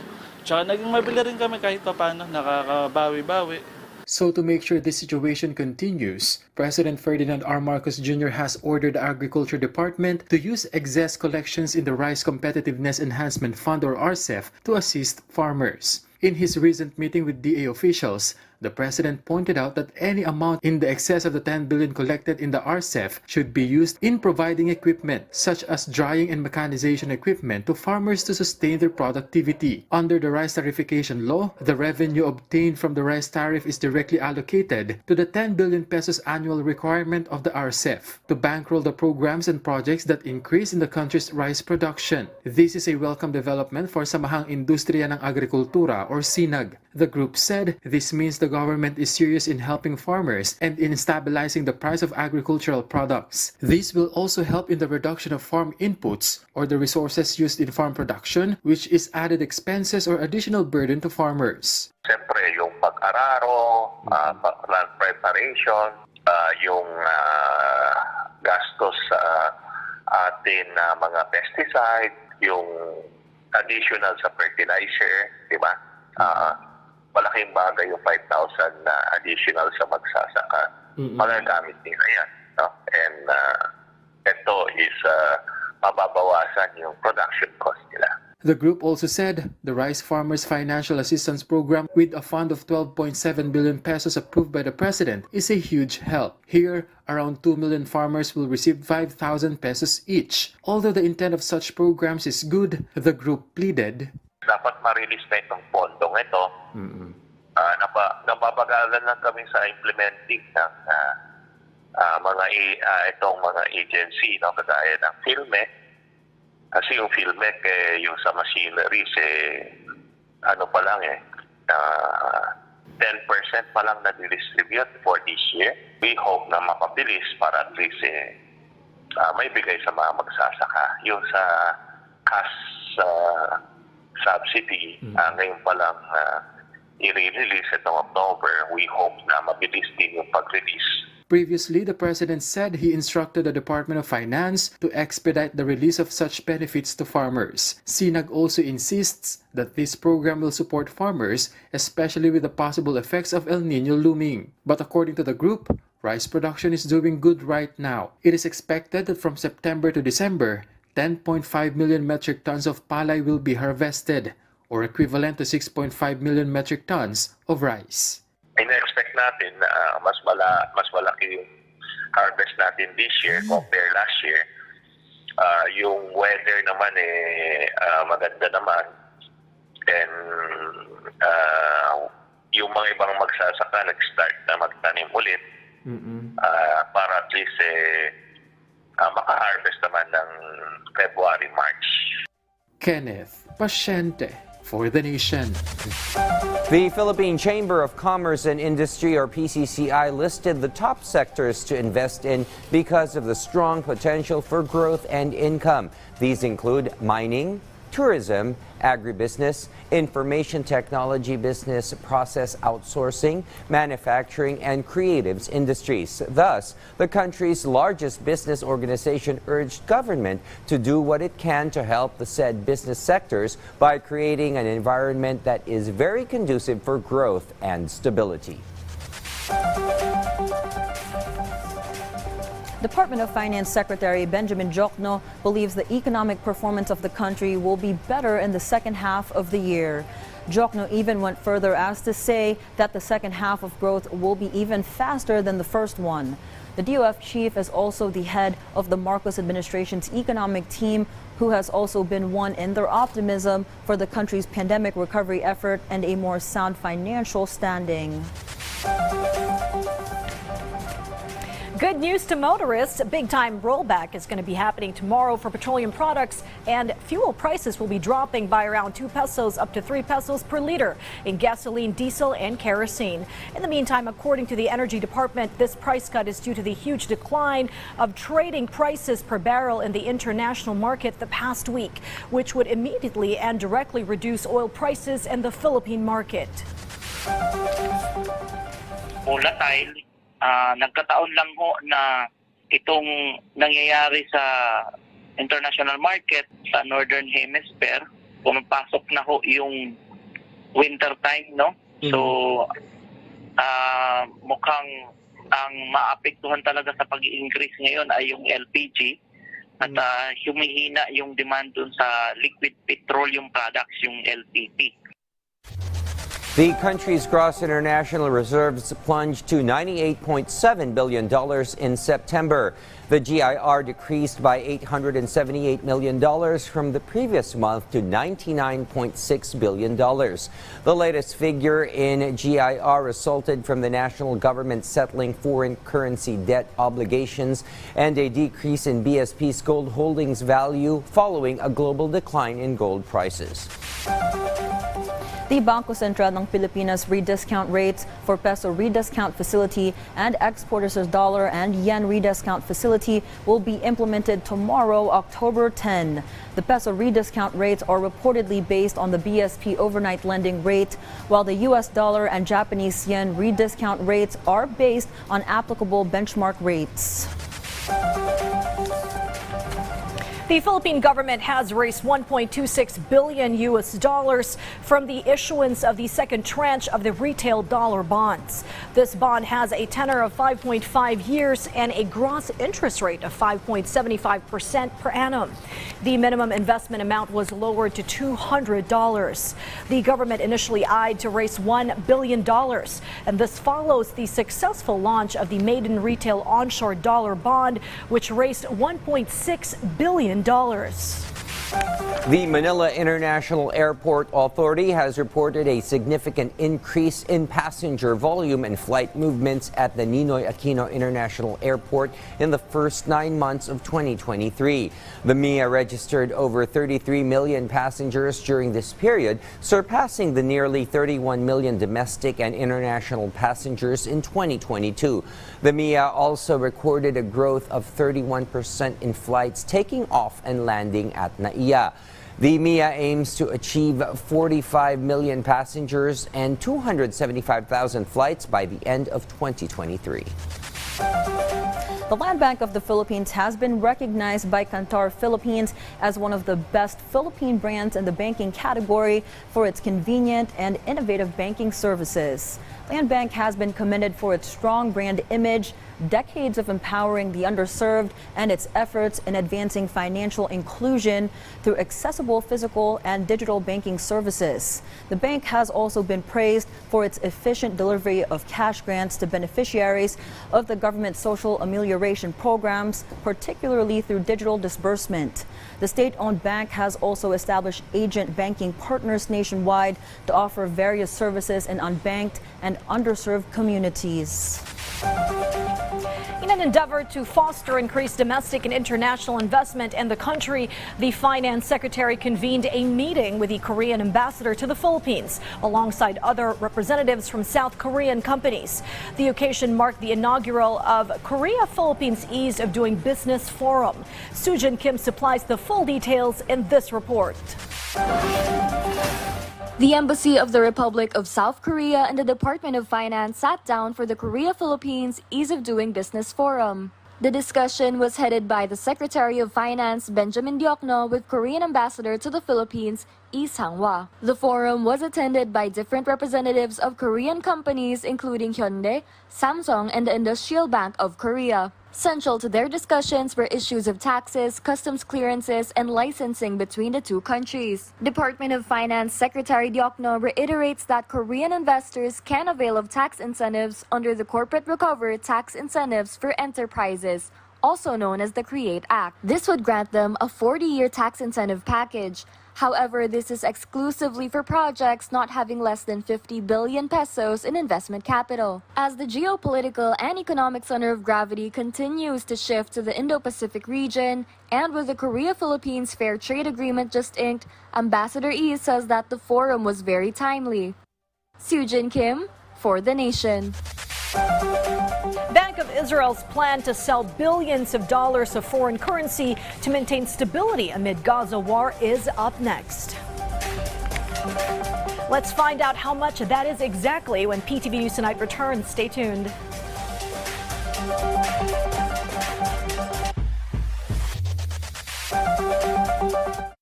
Saan mapapanood ang PTV? Sa bawat sulok ng Pilipinas, reaching millions of Filipinos across the country through the power of terrestrial TV. Abot na abot namin ang mga Pilipino para sa tapat na balita at impormasyon. Dito'y Cordillera, kan Intero ang Luzon.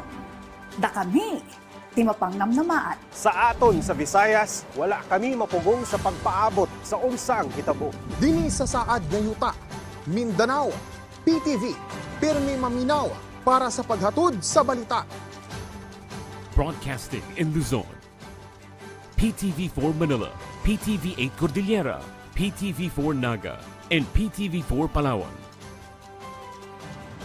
In the Visayas, PTV 11 Cebu, PTV 10 Dumaguete, PTV 2 Guimaras, PTV 8 Tacloban, and PTV 12 Calbayog.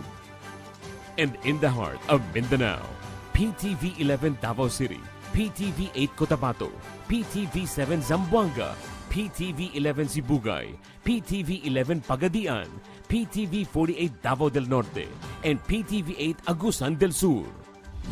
PTV Regional Network, buong katapatang naghahatid ng balitang maaasahan para sa inyong pambansang TV.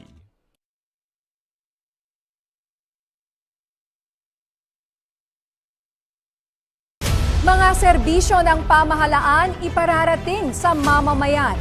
Diretsahan ang usapan mula mismo sa kinauukulan. Samahan niyo po kami sa pagbibigay linaw sa mga mahalagang isyong pambayan, kasama ang mga iba't ibang ahensya ng pamahalaan. Dahil sa pagkakaisa at pagtutulungan, sama-sama tayong haharap sa isang bagong Pilipinas ngayon.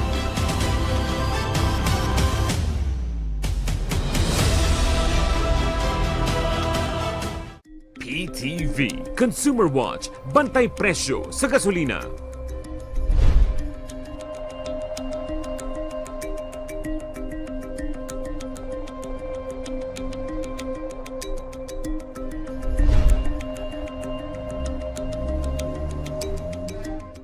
Napakasarap sa pakiramdam yung tumutulong ka ng wala ka namang hinihintay na kapalit. Kaya po lahat nga po ng lumapit sa akin dito na hanap buhay, pinapasok ko po. Para lang po kami, may maibigay ako sa pamilya ko, may masuporta po ako kahit kaunti. Kahit po ganyan siya, agresibo po siyang pumasok. Nagsabi nga po sa akin, huwag na daw pong paaralin kasi ganyan daw po siya. Hango sa kwento ng mga totoong tao. Ang tahanan ng mga dekalidad na dokumentaryo. Public Eye. Tuwing Martes ng gabi sa PTV.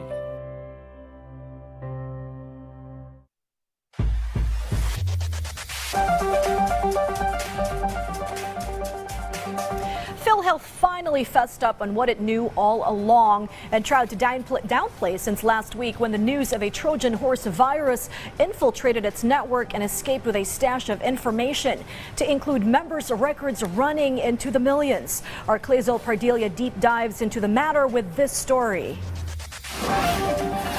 Geraldine will go through a biopsy examination and operation tomorrow.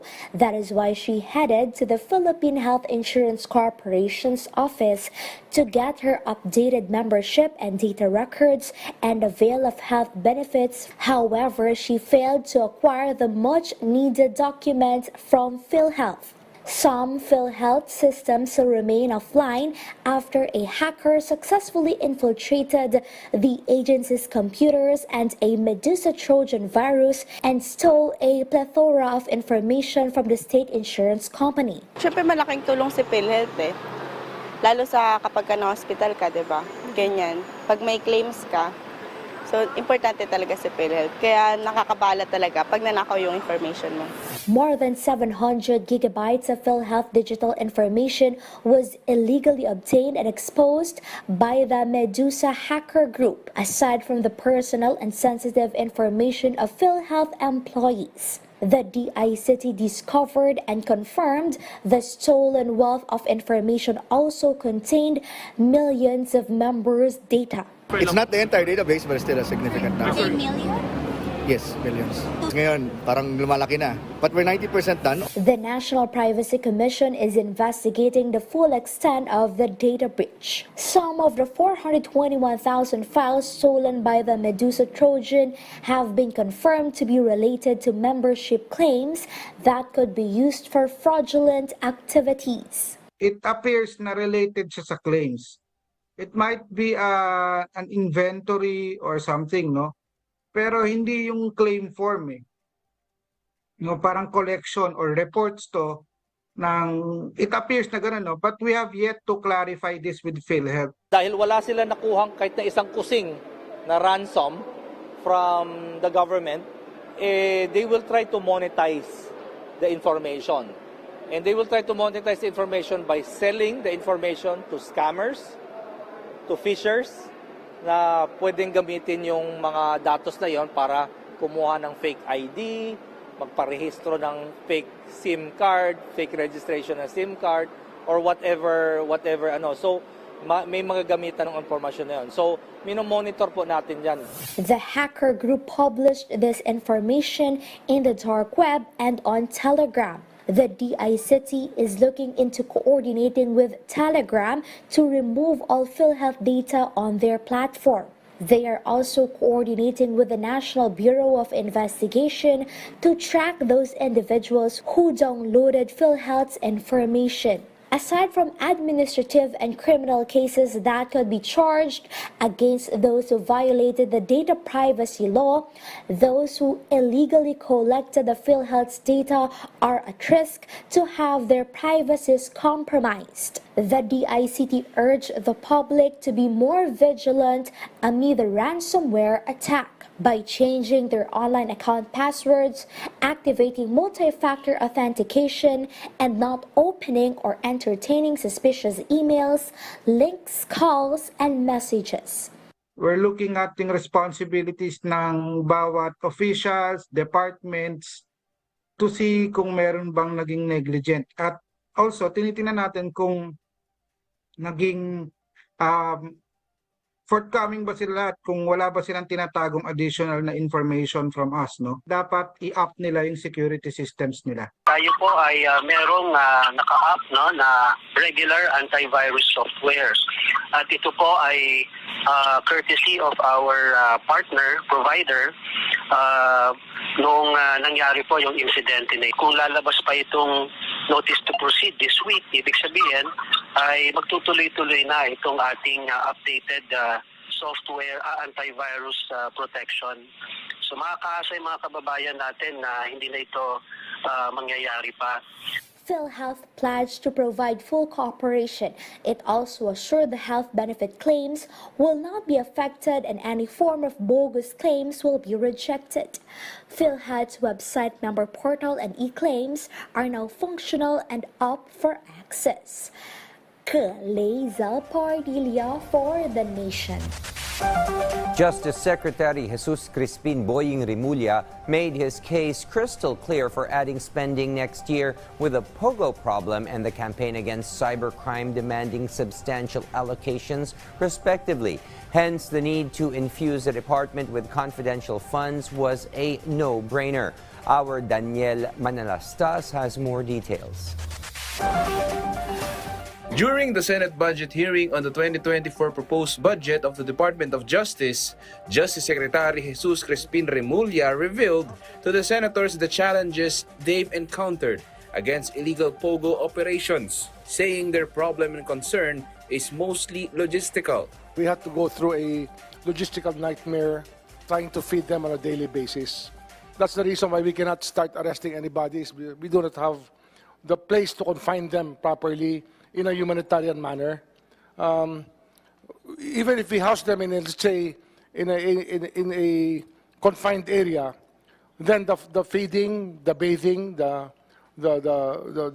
toilet needs, all of these humane needs of people cannot be fulfilled by the DOJ. During the budget hearing, the DOJ is also pleading for additional funds in its fight against cyber criminals, saying that the criminals are also now more sophisticated in pulling off their crimes. In fact, yung mga hold up po ng bangko, wala na ho tayong naririnig na pumapasok sa bangko upang na may hawak na barel.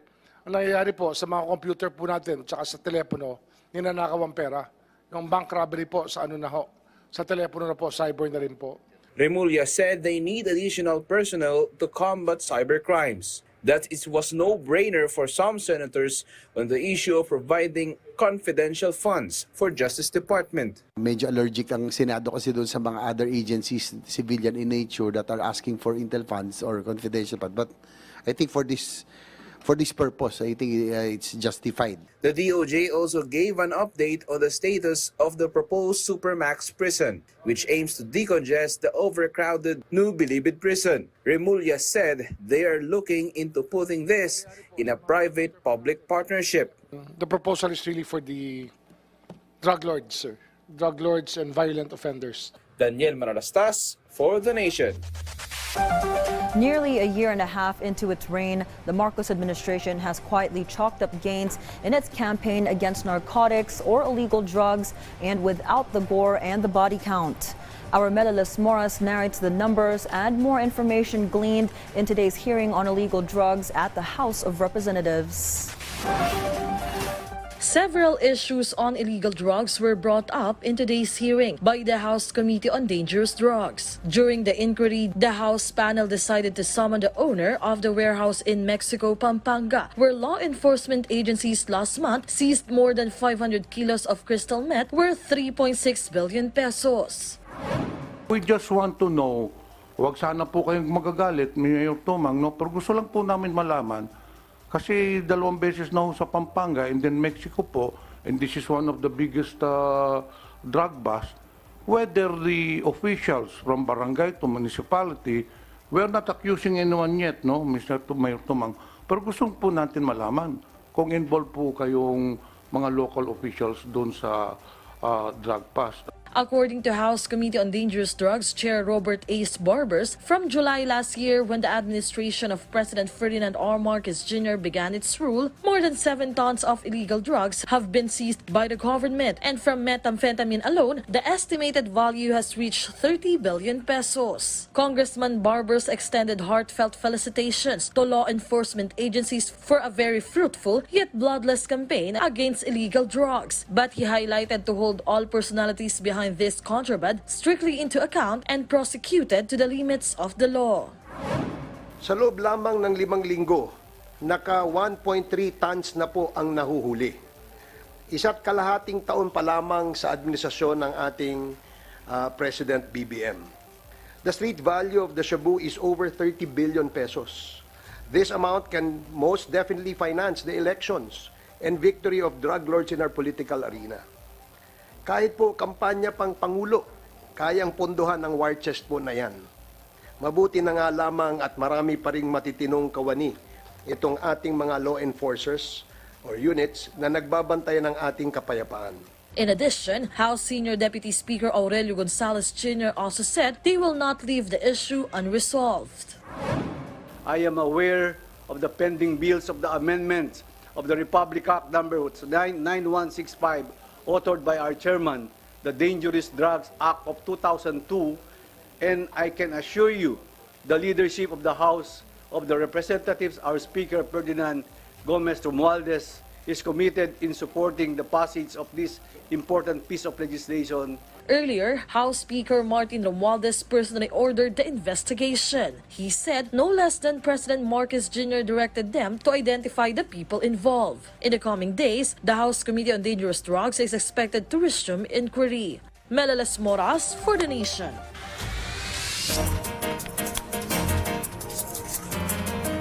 Oil prices climbed by more than $3 a barrel as U.S. stocks fell amidst a military conflict in the Middle East.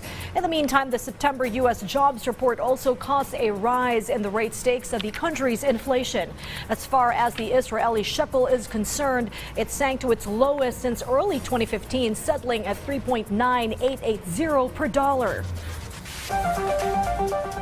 Meanwhile, the Bank of Israel has announced its first sale of foreign currency up to $30 billion in order to maintain stability during the ongoing conflict with Palestinian militants in Gaza. This move has helped calm the market, with the shekel recovering from earlier losses. The central bank will also provide liquidity through swap mechanisms up to $15 billion. The shekel had weakened by over 2% before the announcement, reaching a 7.5-year low of 3.92 per dollar. The shekel now stands at a rate of 3.86, down 0.6%. Oxfam International says the world's poorest countries are at risk of default as budget cuts of around $220 billion are hobbling their economies caused by a debt crisis. The global organization reported that on the average, low and lower middle income countries have to contend with almost $500 million a day in interest and debt repayments, which will last until 2029. Thus, many of the developing nations are currently in debt, distressed due to rising global interest rates. Meanwhile, China plans to increase its aggregate computing power by over 50% in 2025 with a target of reaching 300 EFLOPS, equal to 1 quintillion floating point operations per second. The plan, released by several departments, including the Ministry of Industry and Information Technology, aims to boost China's competitiveness in high-tech areas such as semiconductors, supercomputers, and artificial intelligence, or AI. The plan also includes building more data centers across the country and improving computational infrastructure in Western China. And here are the results of tonight's multi-million peso lotto draws from the PCSO.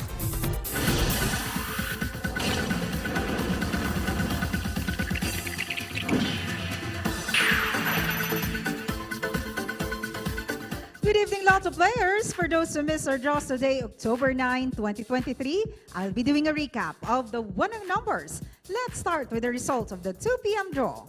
For the 2D Lotto, we have 16 and 18 in exact order. For 3D Lotto, we have 7, 4, and 8 in exact order. And the result of the 5 p.m. draw. For the 2D Lotto, the winning combination is 8 and 8. For 3D Lotto, we have 4, 6, and 4 in exact order. And finally, the result of the 9 p.m. draw. For the 2D Lotto, the winning numbers are 8 and 30 in exact order. For 3D Lotto, we have 0, 9, and 0 in exact order. And for 4D Lotto, we have 6, 6, 3, and 0 in exact order. And for the Mega Lotto 645, we have 34, 41, 11, 1, 10, and 7 in any order. For the jackpot prize of 81,039,037 pesos and 20 centavos, net of the agent's prize commission. And for the Grand Lotto 655, we have 3, 30, 5, 6, 2, and 14 in any order for the jackpot prize of 29,700,000 pesos, net of the agent's prize commission. Do we have jackpot winners tonight? According to the PCSO Data Center, for the Grand Lotto 655, we have no winner. But for the Mega Lotto 645, we have 3 lucky winners. Congratulations po. That's all for tonight. AM Fest Celebrado the 3rd for the PCSO Lottery Draw Recap. Thank you and good evening.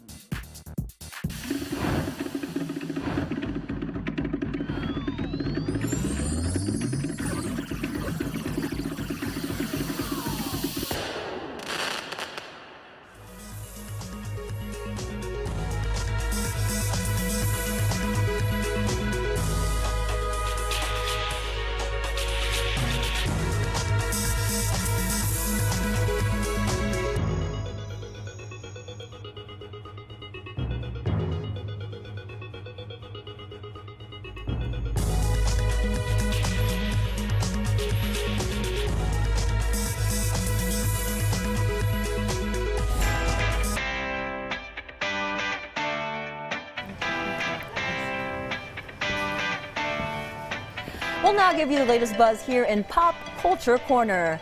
First up, the space company Axiom Space partnered with Prada to design spacesuits for NASA astronauts. The Italian luxury fashion firm will help sketch the spacesuits for NASA's 2025 Artemis 3 mission.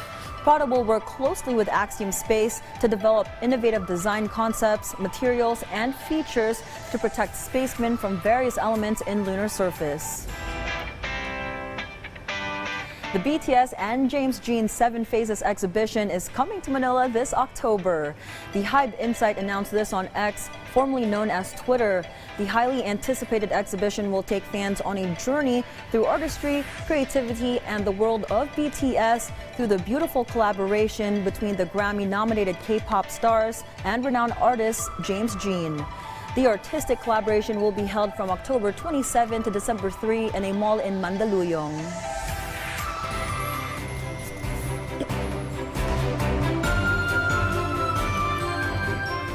Pag-asa says the trough of a low-pressure area will affect the weather conditions over the eastern sections of Visayas and Mindanao.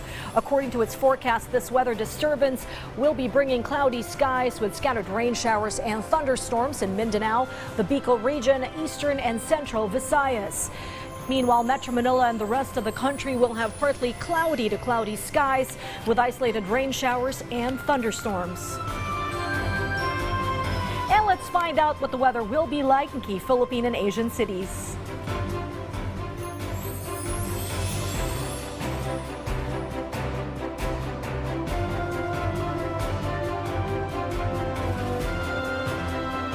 Coming up, the inauguration of Arterial Road Bypass Project in Bulacan. The details and more after this break. Don't go away.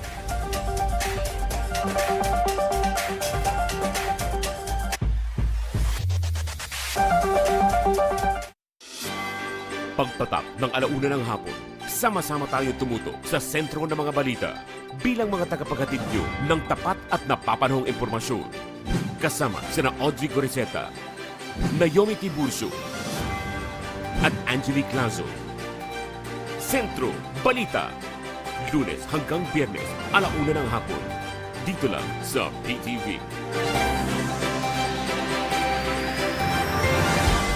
Let's not forget to give back sa ating culture by surely promoting it and loving it and being proud of it. Kasi wala nang mas gaganda pa sa pagiging Pilipino. Maraming salamat po sa Asian Academy Creative Awards sa pagkilala sa Public Eye documentary na Dayo bilang national winner for Best Lifestyle Program. Karangalan po namin ang maging kinatawan ng Pilipinas sa prestigyosong gawad na ito sa Asia Pacific. Ang panibagong pagkilalang ito ay buong pagmamalaking inaalay po namin para sa bayan.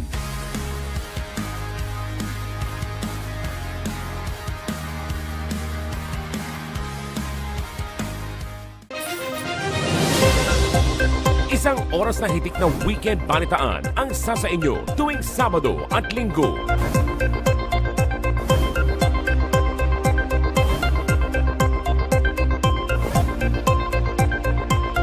Ulat Bayan Weekend. Kasama si Dominic Almelor. 6:00 ng gabi.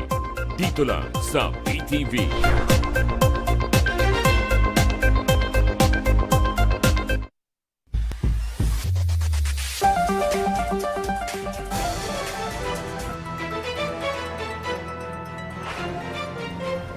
The Arterial Road Bypass Project Phase 3 in Bulacan was formally opened today. With the said infrastructure project, travel time between Balagtas to San Rafael will be reduced to just more than 20 minutes. Special Assistant to the President, Secretary Antonio Lagdameo, was on hand during the inauguration ceremony and read a message from the President. It's an important step towards the realization of our dream of a better Philippines that is filled with hope, brimming with optimism, and teeming with boundless opportunities. The Office of the President, or OP, and the Commission on Higher Education, or CHED, is inviting students from state universities and colleges across the country to join this year's National Parole-Making Contest. With the theme Isang Bituin, Isang Mithiin, the project urges groups with a maximum of 4 students to submit their original creations that are made of endemic materials like bamboo, paper, and coconut palm. The use of plastic materials is prohibited, while commercially made lanterns are not allowed and will automatically be disqualified from the contest. Those interested may submit printed and soft copies of the official endorsement letters of the SUCs they wish to represent at the palace from 8 in the morning to 5 in the afternoon, except on weekdays on or before October 27. President Ferdinand R. Marcos Jr. suspends Land Transportation Franchising and Regulatory Board, or LTFRB, Chair Teofilo Guadis III due to alleged corruption. In a statement, the Presidential Communications Office stressed the chief executive condemns dishonesty and that any misconduct by government officials will not be tolerated. The president also directed an immediate probe on the issue.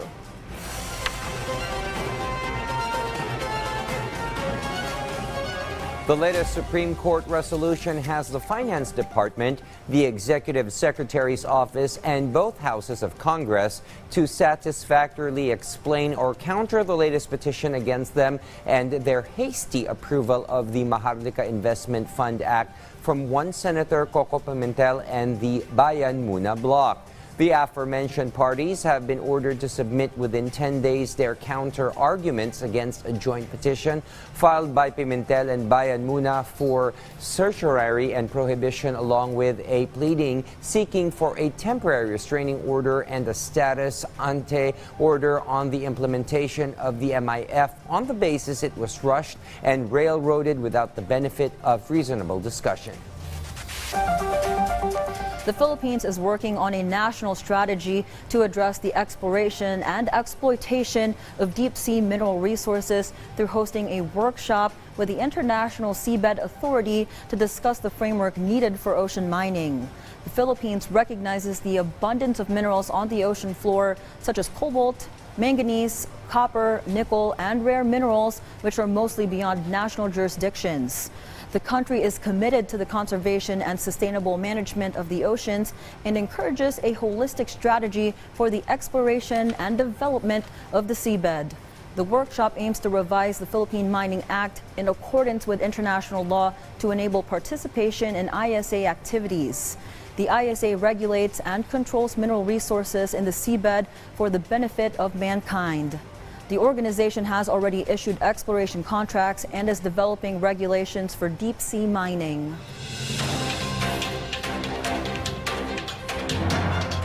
In news overseas, Chinese President Xi Jinping waxed profoundly in the receiving of the U.S. group of 6 senators who called on him in an effort to redirect relations between the two mightiest countries economically and militarily on the face of the earth. Words that hit the nail right on the head in Chinese strongman and president for life Xi Jinping's take on the status quo of rather frosty relations between Beijing and Washington, D.C. over the last few years as he welcomed the group of 6 U.S. senators to Beijing for talks on trade, human rights, and the fentanyl crisis, among others. This visit, which drew a lot of pushback from fellow senators back in Washington, D.C., is a preview for the APEC trip Chinese President Xi Jinping is expected to make in November for the annual Asia-Pacific Economic Meet. In addition, New York Senator Chuck Schumer, a Jew, expressed frustration and disappointment when China refused to condemn Hamas in their shock attack on the Holy Land over the weekend that has yielded over 700 Israelis dead and over 400 Palestinian casualties. Instead, the foreign ministry called on both Israel and Hamas to exercise restraint and immediately end all hostilities. Also in that statement, China's foreign ministry also said the establishment of a Palestinian state is the fundamental way to resolve this issue. Officials of Gilas Pilipinas praised the sacrifices made by each and every player that played for the national squad, which ended the 61-year gold medal drought in the Asian Games. Dennis Principe with the details. The victorious Philippine men's basketball team is back in the country, proudly sharing their stories about the sacrifices they made just to play for flag and country.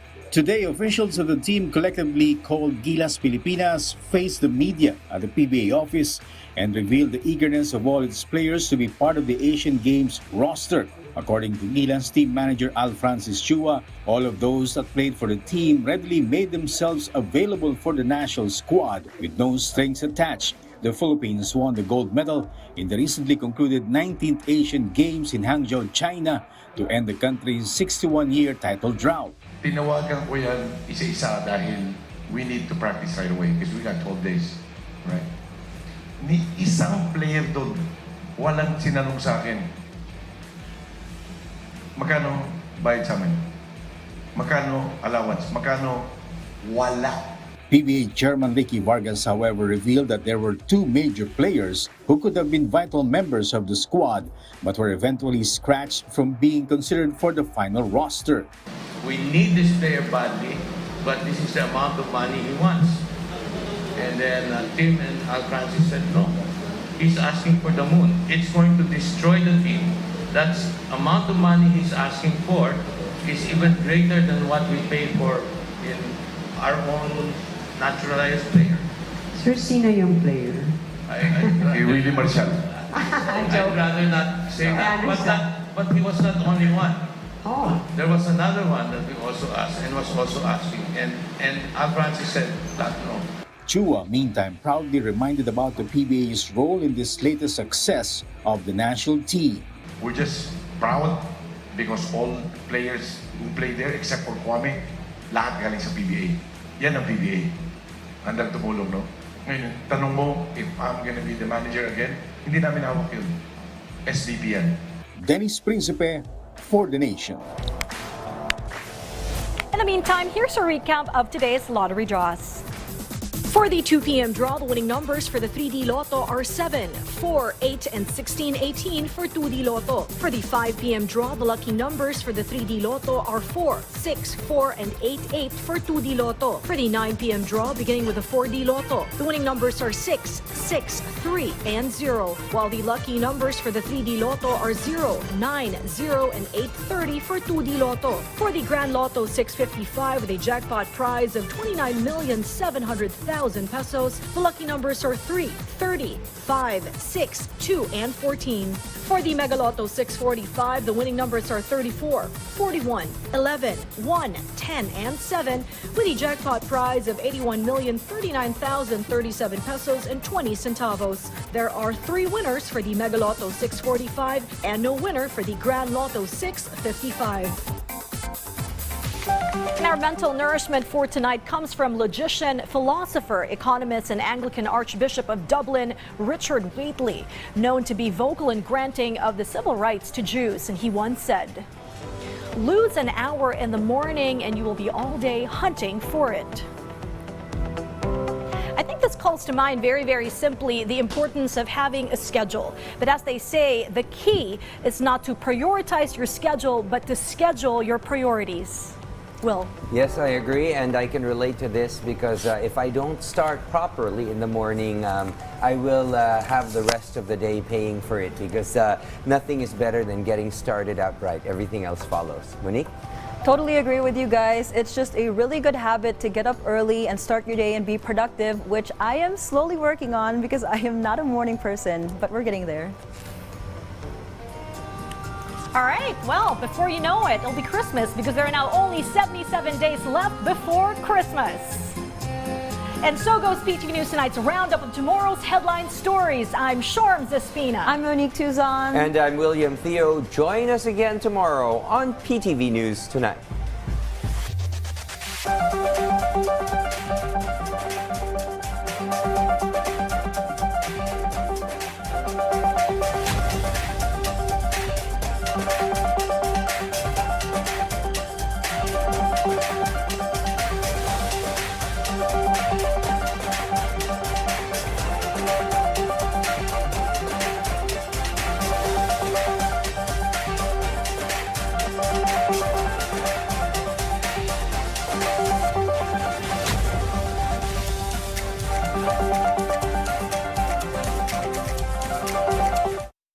At your service, Pilipinas, USEC Edu Punay po ng Department of Social Welfare and Development.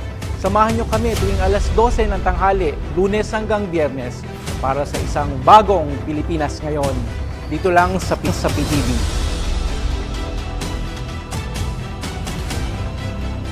Kapag lumilindol, mag-duck, cover and hold.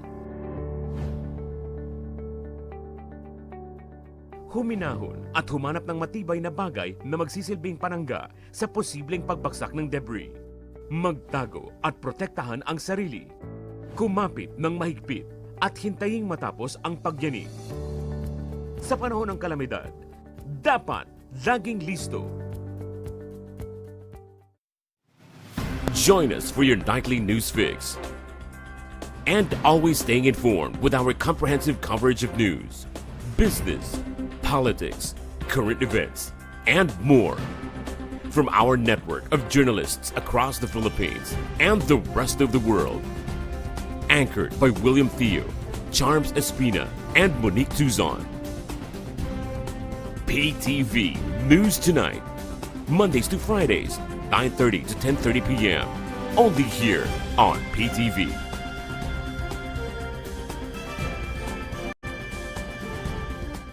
At your service, Pilipinas, Eunice Samonte ng Philippine Ports Authority. Samahan niyo kami tuwing alas 12 ng tanghali mula Lunes hanggang Biyernes para sa isang bagong Pilipinas ngayon, dito lang sa PTV.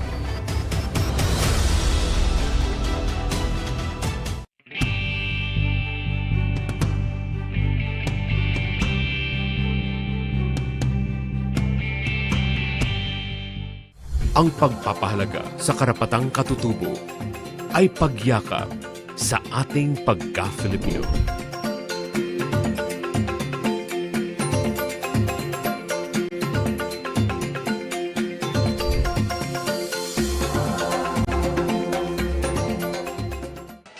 Disaster Watch. Mga dapat tandaan pagkatapos ng lindol, pagkatapos ng pagyanig, lumabas ng maayos. Huwag gamitin ang elevator. Suriin ang sarili at mga kasamahan. Kung may natamong sugat, patayin ang main switch ng kuryente at tubig. Pati na rin ang tangking LPG. Makinig sa balita at maghanda sa mga posibleng aftershock. Huwag malito. Dapat laging listo.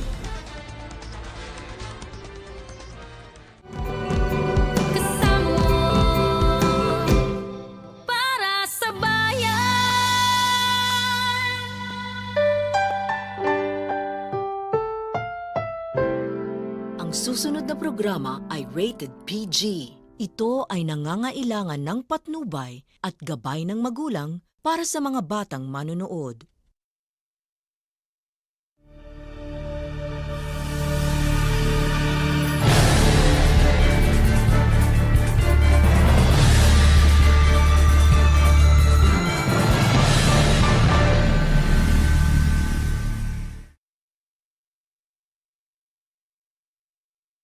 Pleasant greetings, y'all. Proud Filipina Charms Espina here. Thinking of first and last, Alpha and Omega, Genesis and Armageddon.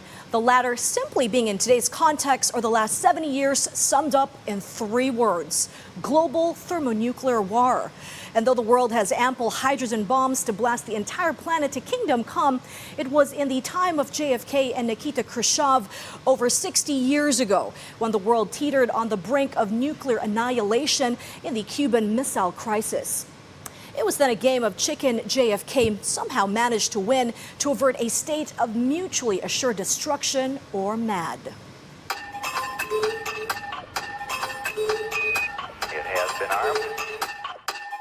Ignition. When you're living in a world where nuclear weapons exist, Liftoff. Things can be tense. But when you have 2 rivals that deeply distrust one another, like the USA and the USSR, and when they both have their own nuclear weapon arsenal, that's a recipe for a Cold War. The Cold War filled people all over the world with an increasingly credible existential fear that they might experience nuclear fallout. And it doesn't help that by the early 1960s, the United States and the Soviets had developed nuclear bombs exponentially stronger and more destructive than the ones used to destroy Hiroshima and Nagasaki. But there's a reason these new weapons of mass destruction haven't been used in combat. And the reason is MAD. After 1949, when the Soviet Union detonates its first atomic bomb, the superpowers settle into what people often refer to as mutually assured destruction, which has the very unfortunate but maybe accurate acronym MAD. And the basic idea of MAD was that the fact that each one of the superpowers had nuclear weapons would serve as a check on the other one using them. Imagine we see two cowboys in a standoff. Like that iconic scene from The Good, the Bad, and the Ugly. Only imagine that instead of normal guns, these weapons can unleash nearly unimaginable destruction. The type that could destroy the entire planet. You might think that having the first shot is the automatic advantage. But when you're talking about nuclear weapons, that would mean a whole incredible amount of destruction. In order to keep from going nuclear, planning on both sides was motivated by an attempt to make the other side believe that they were serious about starting a nuclear war. The two cowboys in that situation have pistols pointed at one another's heads. Neither is going to fire, right? Because the risk is too high. That's essentially the idea of mutually assured destruction, was that because each side could be destroyed by the other, that they would deter both powers from actually using these weapons in an act of war. Mad is a tightrope balancing act. And with the amount of firepower both the US and USSR were packing, all it could take was one misstep, one miscommunication to set the world spiraling into nuclear war. Over 13 days in 1962, a wild idea brought the Soviet Union, led by Nikita Khrushchev, and the United States, led by John F. Kennedy, into a dangerous standoff that had the whole world wondering who was going to pull the trigger first.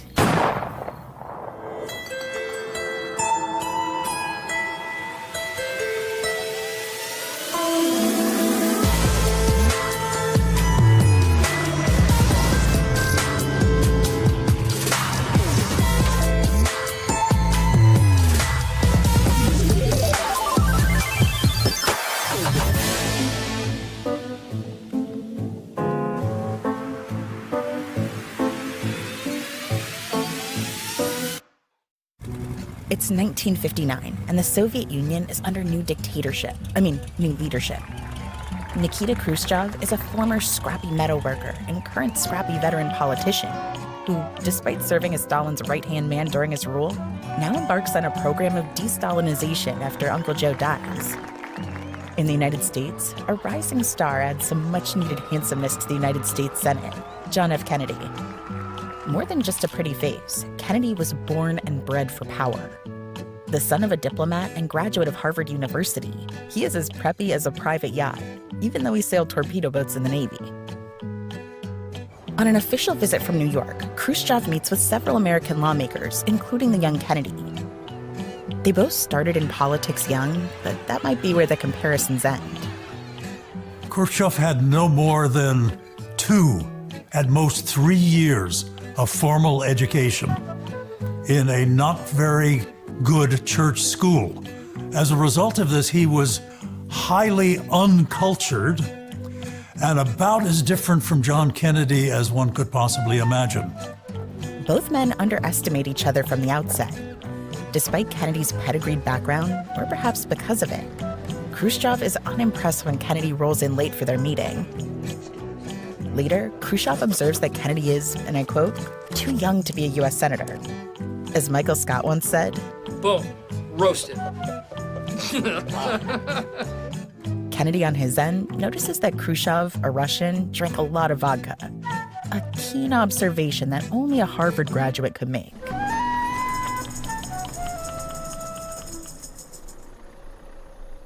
At the time, the Soviets have been kicking the United States' butts in the space race. They already successfully launched the first artificial satellite, the first spacecraft to reach the surface of the moon, and the first animal to orbit Earth. Although, unfortunately, Laika died in the process. Some American leaders start to worry that the Soviets are beating the U.S. in the nuclear arms race as well. Kennedy gives a speech in 1958 where he trots out this idea that the Soviets are building more missiles than we are, we're about to lose our technological superiority. I don't think he really expects that it's going to go anywhere. But in fact, there is a response, a powerful response in the Senate to that notion. So what does he do? He says, I'm going to start using this on the campaign trail. So for the next 2 years, he issues this argument that there's a missile gap, the Republicans are responsible for this, it could have calamitous effects for American national security, and if you elect me, I'm going to fix this. The funny thing is, there really was a missile gap, but it actually favored the United States, not the Soviet Union. So why was Kennedy claiming otherwise? Regardless, it was an election year, and it worked. Now, Kennedy has to prove himself as a world leader. One of his first missions is a covert attempt to overthrow the Cuban communist leader Fidel Castro, who had seized control of the island nation in a revolution 2 years prior. During an attempted invasion at the Bay of Pigs, everything that can go wrong does go wrong. Planes miss targets, unseen coral reefs slow boats down, paratroopers land in the wrong place, and the US-funded guerrilla army is immediately outmatched by Castro's forces. Instead of sending in the cavalry and blowing the US's cover, Kennedy lets it all play out. The Bay of Pigs invasion is a major embarrassment. Politically damaged, Kennedy needs a big win on the international stage. So, less than 5 months into his presidency, and a little more than 2 months after the Bay of Pigs invasion, the young president meets with Khrushchev in Vienna. Kennedy hoped to use the Vienna summit to get to know Khrushchev. Kennedy was, I think, confident in his ability as a younger man, as a more educated man. I think he was confident that he could take the measure of Khrushchev and, if it came to it, outduel him if it turned into an argument. In Vienna, Khrushchev and Kennedy greet one another at the American embassy. Eventually, they do get into a debate, and in it, Kennedy makes a dangerous statement. He says that the forces of the Soviet Union and the United States are more or less balanced. It mattered a lot to Khrushchev that the Soviet Union be seen by American leaders as strong. He had gone so far as to pretend to have missiles that he didn't have. He'd said, "We are turning out missiles like sausages," which wasn't true. So when Kennedy suddenly said, "We are more or less equal," Khrushchev thought, all my tricks have worked. To have the American president suddenly admit that the two sides were roughly equal was very empowering, maybe even encouraging him to go on and try to intimidate Kennedy, if that's what Kennedy really thought.